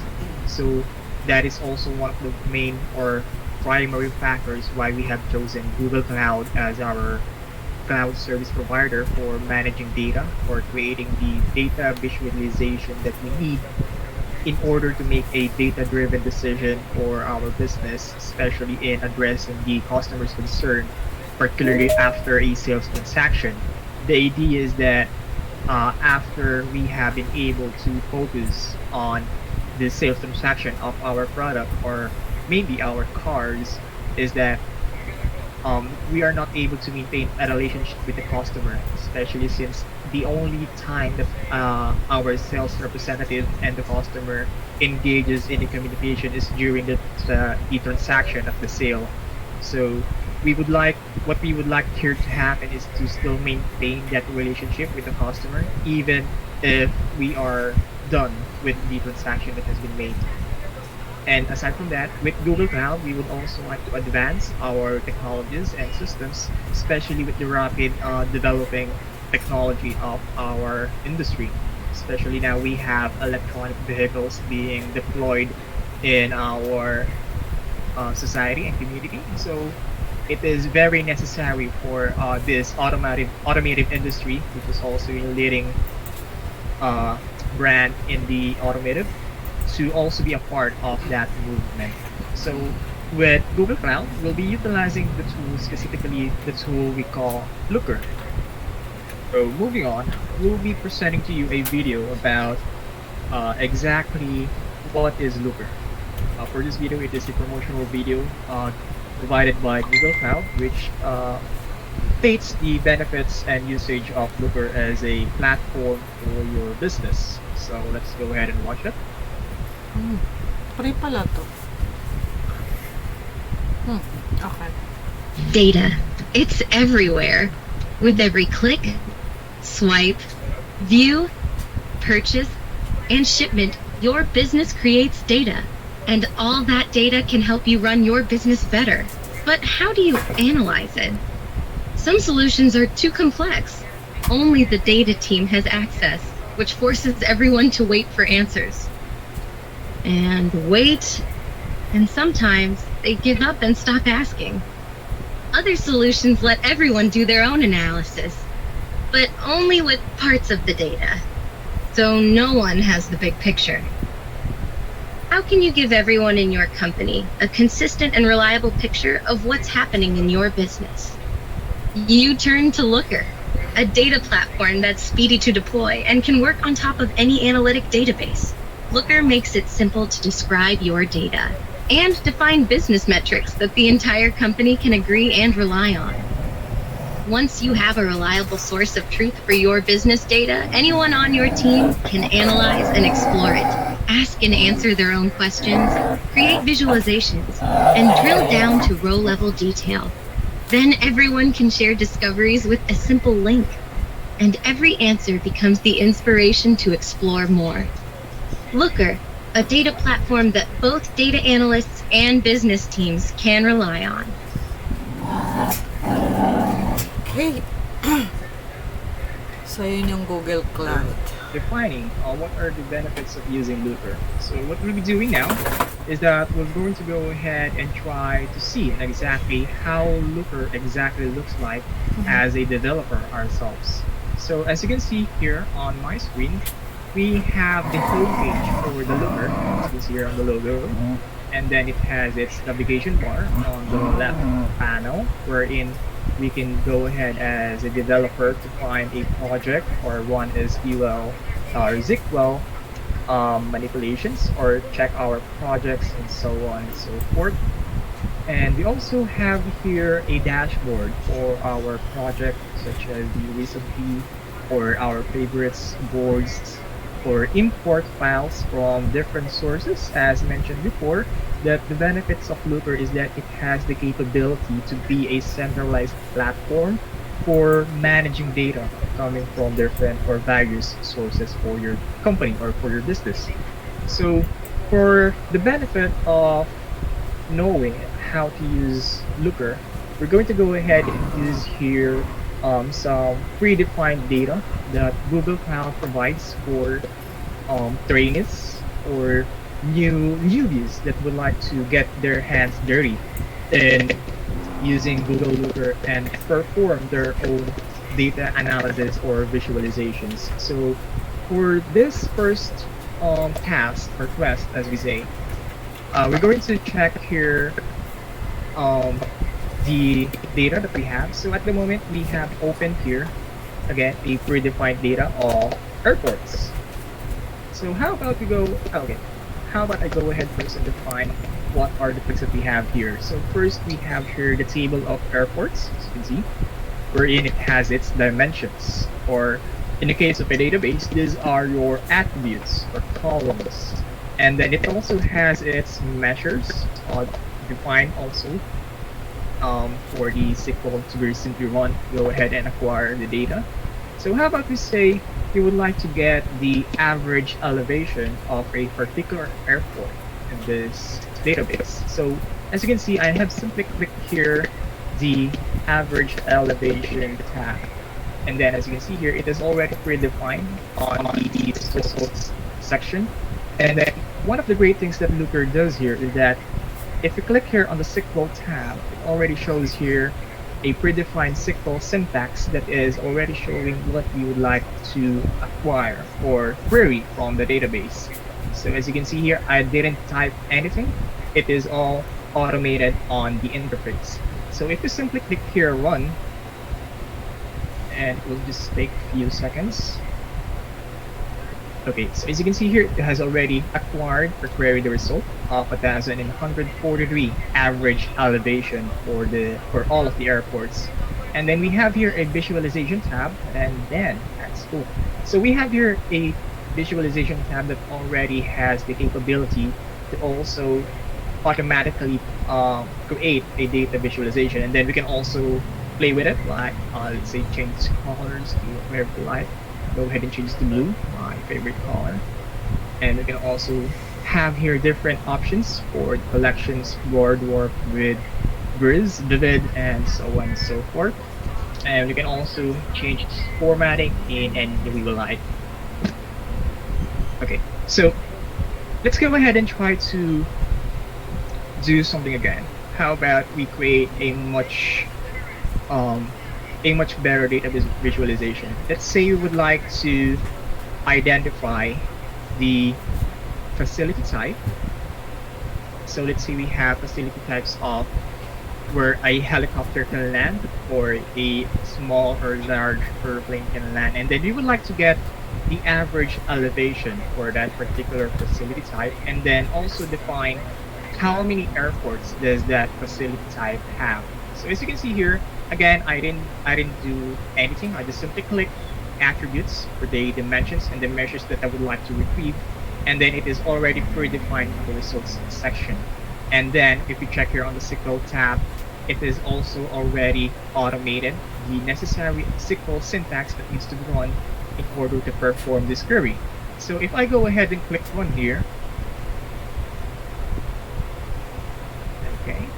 So as you can see, it was able to retrieve 7 rows in just 0.9 seconds. So let's go ahead and see what we have here. So we have here 7 rows of facility types, their average elevation, and the number of airports that they have for each facility type. And then we can also perform here some sorting order, either ascending or descending in both columns. Then if we would check the visualization tab, we can see here some different kind of options. Like we have here a table option of a data visualization.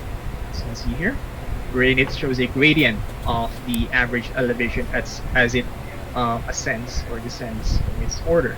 You can also choose a column option, a bar option, a scatter plot, a line, an area.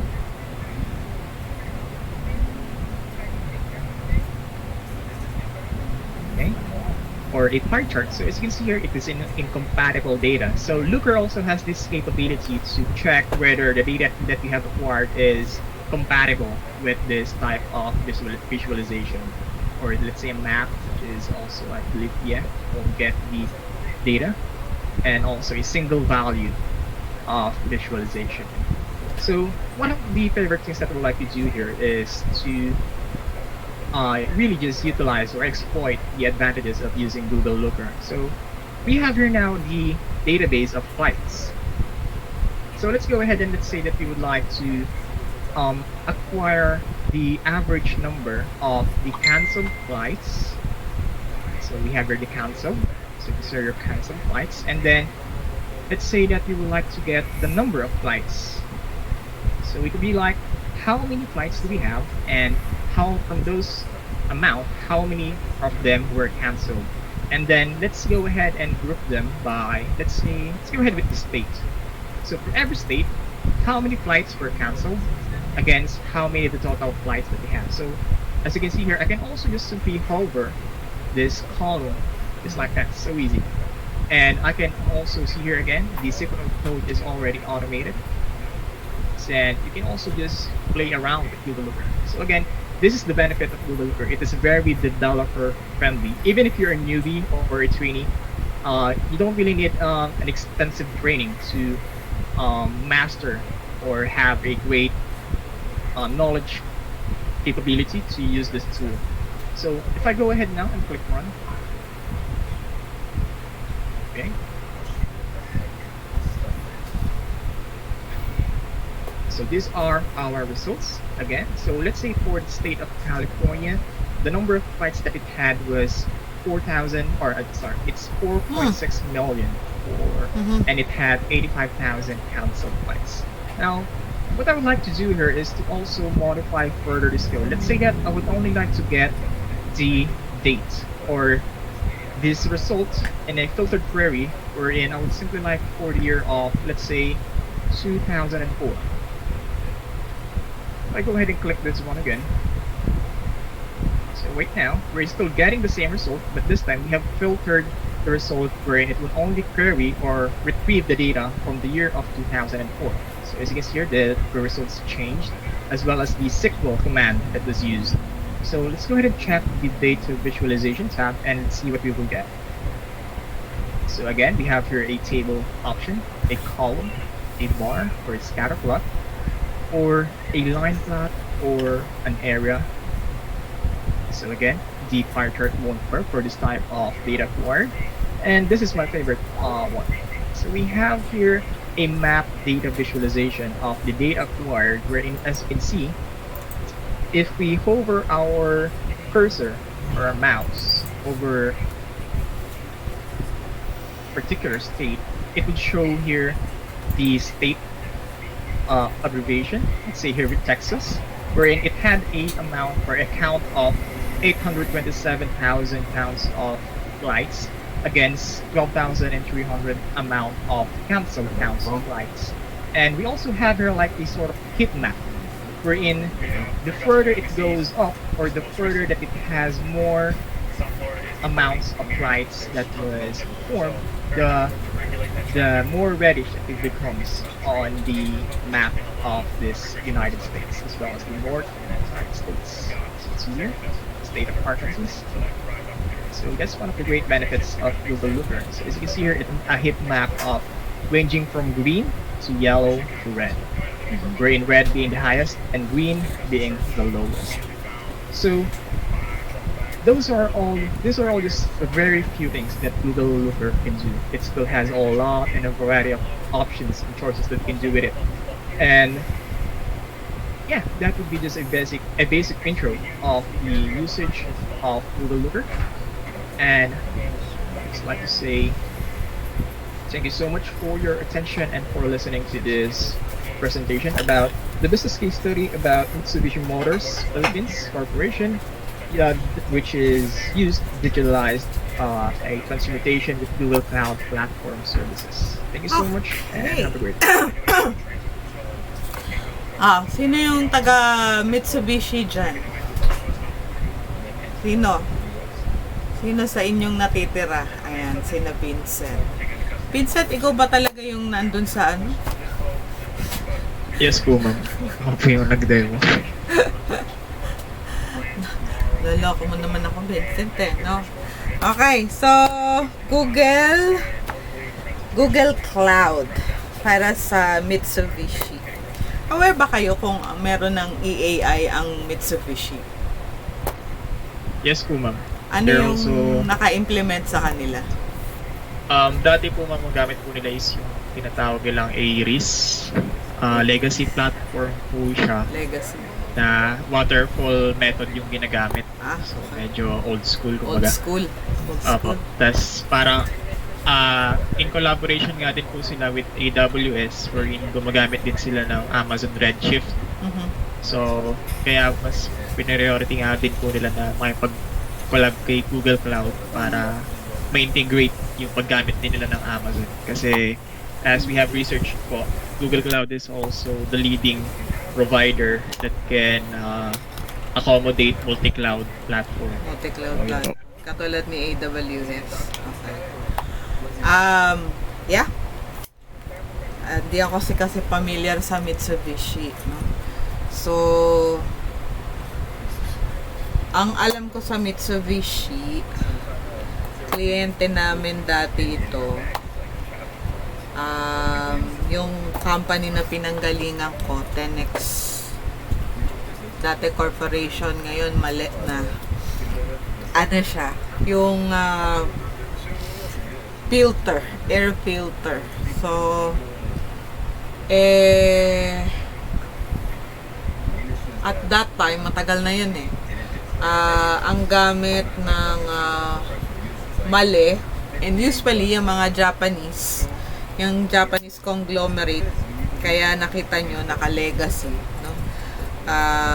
Ano sila kasi mga old school, so medyo gusto nila yung straightforward katulad ng waterfall na mga implementation. Hindi ko lang alam kung nagbago na yung pagiging old school na mga Japanese. Now, kung magi-implement ng Google, that would be a big step to them. Kasi alam niyo naman yung mga Hapon, no? Very traditional sila, no? Gustong-gusto nila yung ganyan na mga implementation. So, regarding this, kung magi-implement sila ng Google Cloud, ano pang Japanese company o pwede Korean, no? Pareho yung na yan yung Korean at saka yung na nag-implement na ng Google Cloud. Pwedeng panggalingan ng pampush baga, no? Na alam ninyo.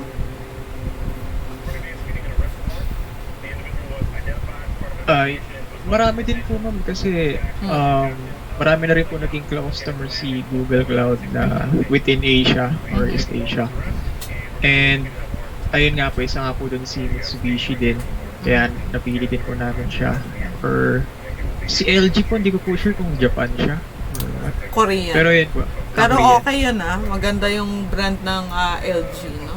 Kasi ganun yung mga Hapon, pag nagde-decide sila ng anything, whether that's a platform or a software implementation, usually nagkikling sila na pag ito ginamit ng another big company just like me in the region, which is Asia, no?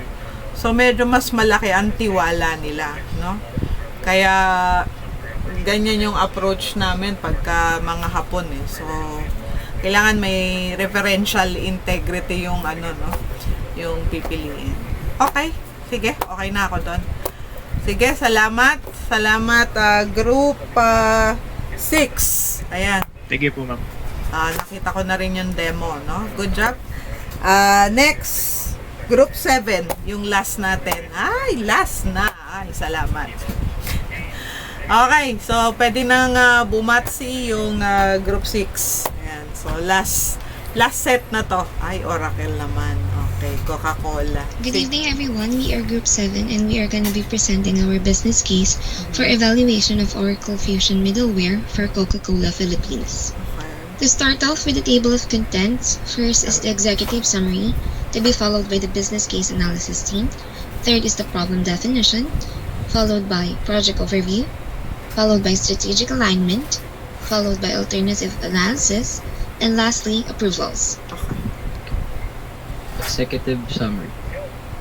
This business case describes the problem, recommendations, and justification of the evaluation project, as well as how the project would handle current company challenges. The business case covers assumptions, constraints, and alternative options in depth, along with the project's precise objectives and performance indicators. Issue.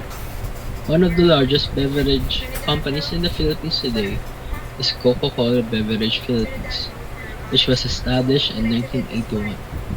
Throughout the years, the management of workforce has gotten more challenging as the company has grown.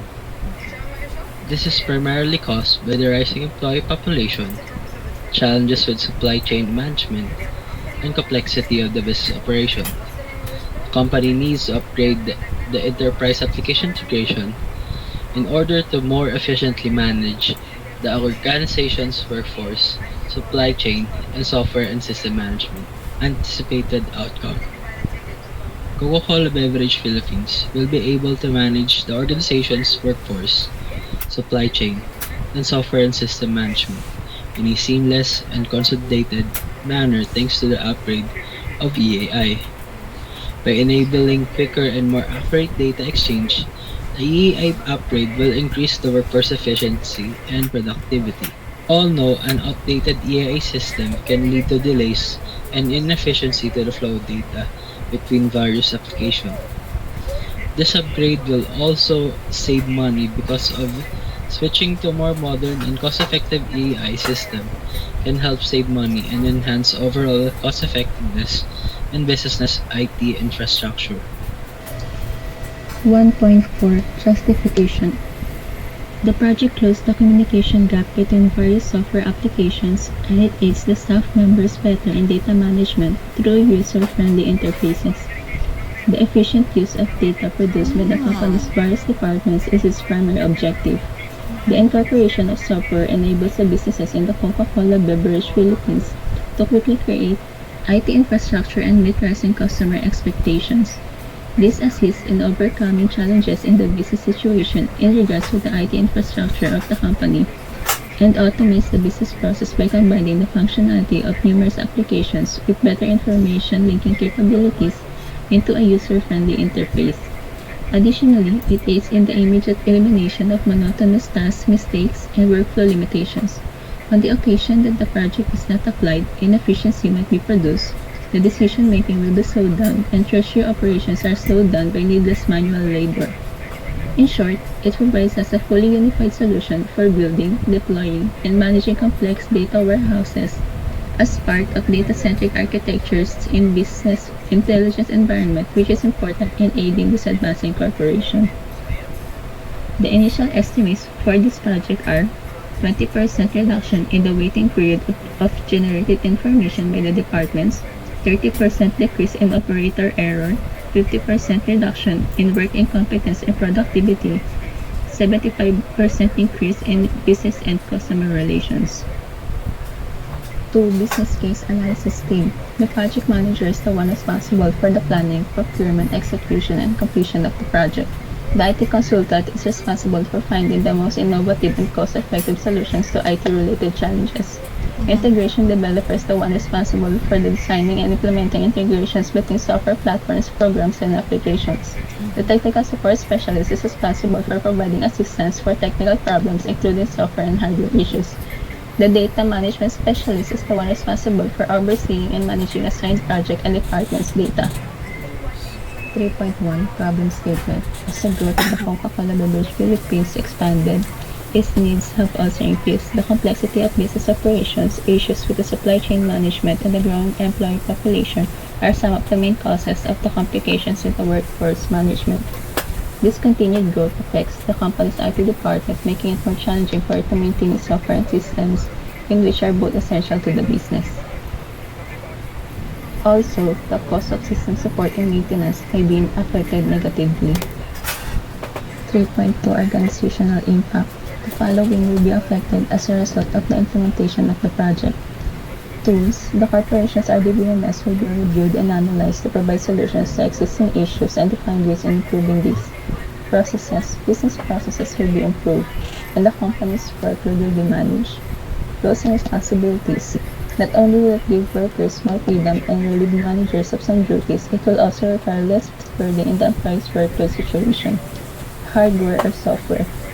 With the licensure of the software creator and supplier and the user, the Coca-Cola Beverage Philippines will be required to appoint people who specializes in maintaining the software to ensure its function. In Oracle, data integrator doesn't use the traditional way of extract, transport, and load approach, which requires an ETL server or engine in order to send the data to the target data warehouse. Instead, this Oracle Data Integrator uses a unique ELT architecture, which is the extra load transform approach, wherein instead of having a server engine in the middle, it goes directly to the target data warehouse where it is transformed. This approach avoids bottleneck, as the traditional ETL approach will require the data to go through the server 3 times instead of directly into the data warehouse. So, project overview. The Oracle Data Integrator project overview will provide details on how this project will address Coca-Cola Beverages Philippines software and system problems. It will consist of the project description, goal, and objectives of the project. The Oracle Data Integrator project will review and analyze the corporation's traditional database management system and will look for ways to fix and improve this. It will done by developing a new database management system that will also allow growth for the next 10 years. When all the data has been transferred, this project will replace the legacy system that the company or corporation has been using in order to ease burden from the IT department. So this project will directly support several of the corporate goals and objectives established by Coca-Cola, which are the following: maintaining a long-term sustainable growth, refresh the world, inspire moments of optimism and happiness, and create value and make a difference in the place that we are living. So the first one, maintaining long-term sustainable growth. The integrator avoids bottleneck, and yet it can still be improved upon in a few years. It can refresh the world, as it allows the employees to cool down and not worry about the software and system for creating an efficient DMS. The third one is giving hope to the rising employee population, giving them more projects to focus on. And the final one is that it creates a new perspective for the IT department who will use this new DBMS and allow them to focus again on other projects to change the beverage industry. Project performance. The table lists the key resources, processes, or services and their expected business outcomes in measuring project performance. These performance indicators will be further defined in the detailed project plan. Key resource. Supply chain. The supply chain gets better results faster because of the management capabilities of supply chain planning solutions end-to-end in the cloud. Demand insights, supply constraints, and stakeholder input were combined into centralized information that uses built-in machine learning to improve profitability while improving customer services.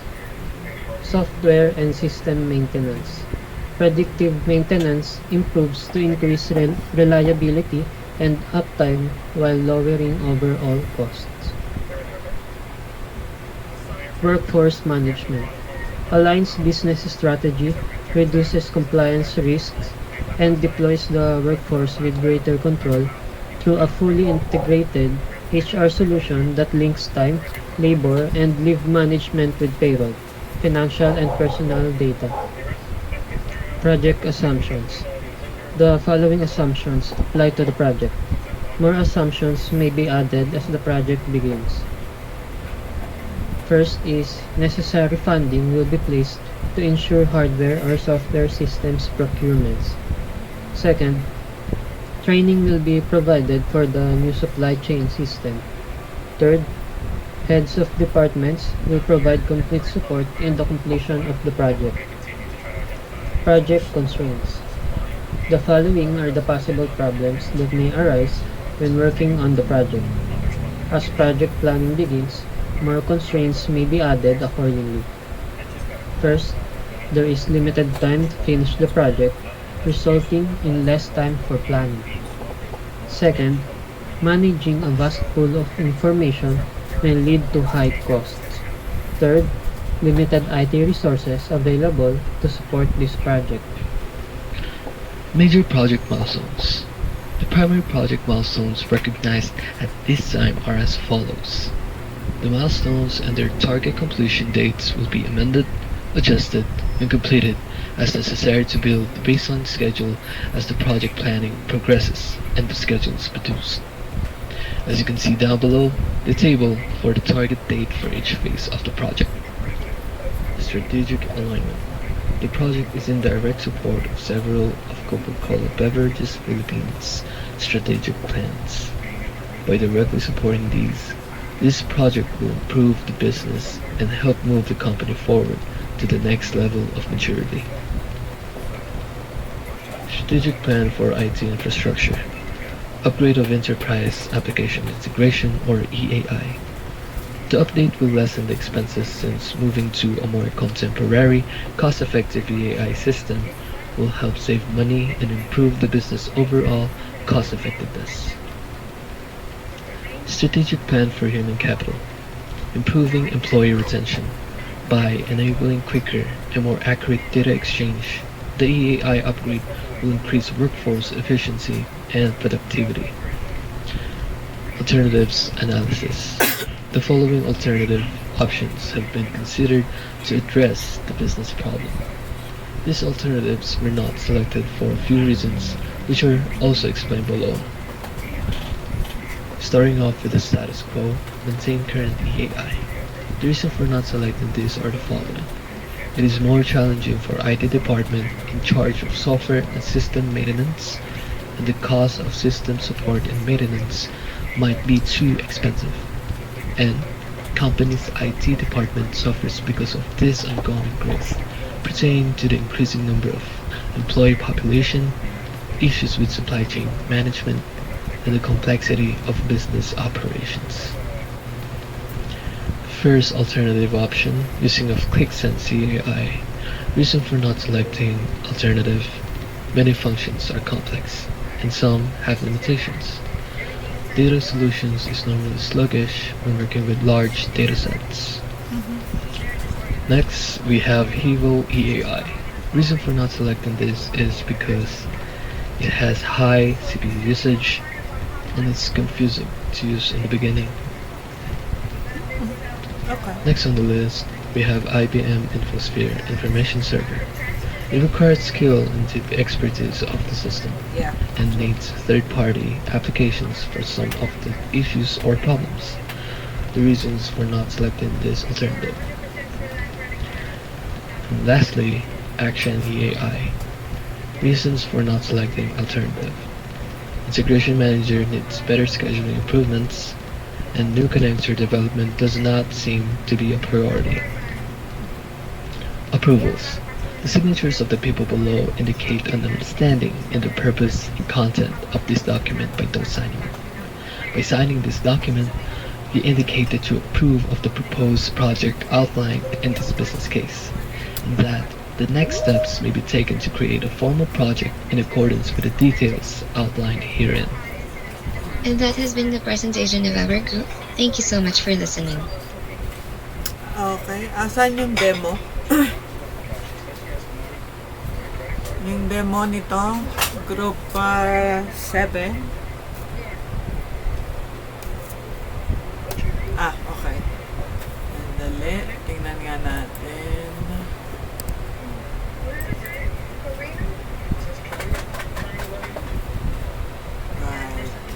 Hi, my name is Bill Hicks, and I'm going to spend the next 10 minutes talking to you about what Oracle Fusion Middleware is and how it is a platform that delivers both business transformation and IT modernization. From a business transformation perspective, we provide solutions for the following 3 areas.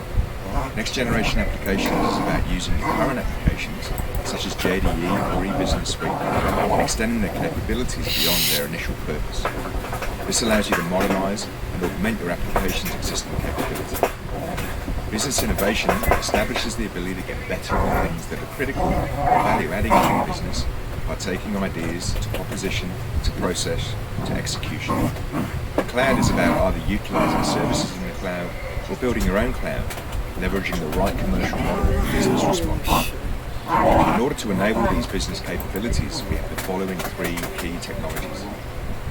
We have an integration platform to help you service and enable your organization and applications to become a connected business.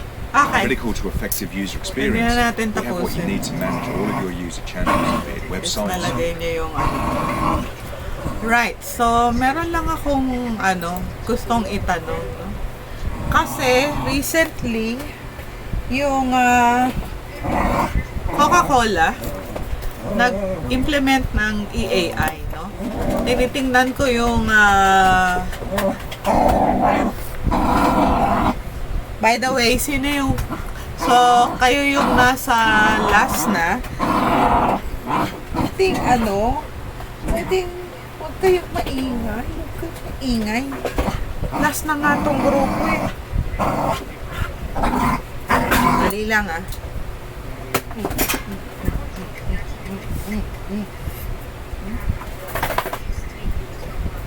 Kulit ninyo. Wala na akong matapos. Ang iingay.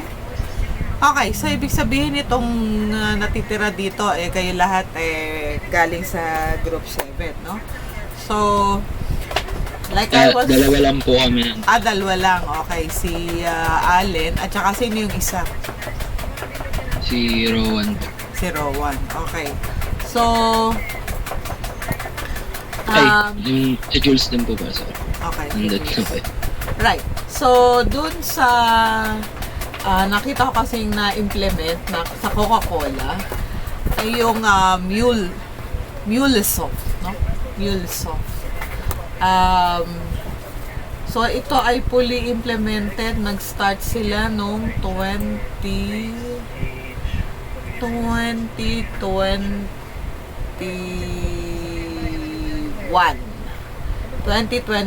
no? 2021 yung last na nakita ko na petsa dito. So lang ito, no? Kakapasok lang nung EAI, no? At hindi ko nakita na isa sa yung nyo, no? Yung profile ng mga in-evaluate nyo, no? So, tanong ko lang, kasi itong version ng MuleSoft, ito yung kapartner ni, no? Ni Salesforce. So, ibig sabihin, medyo mas mura ito kaysa doon kay Oracle, no? Si Oracle kasi, ang kapresyo nito, niya ay, okay. Mahal lang siya ng konti, no? Mahal lang siya ng konti kay Microsoft, no? Ganun yung presyo nito si Oracle. Kasi minsan tinatalo kami ni, tinatalo kami ni Oracle pag konting bawas lang ng presyo pantay na kami, no?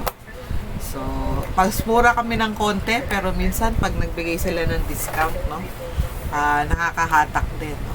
So tanong ko lang, since kaka-implement lang ng MuleSoft, no, dito sa Coca-Cola, tingin nyo ba Ano kaya ang magiging possibility doon sa inyong Oracle kumpara doon sa MuleSoft na mukhang mas mura? Mukha lang mas mura. Hindi ko alam kung ano yung presyohan nito. Sige, sagutin nyo nga ako. Dalawa dyan. Ayan. Si Jules at saka si Allen.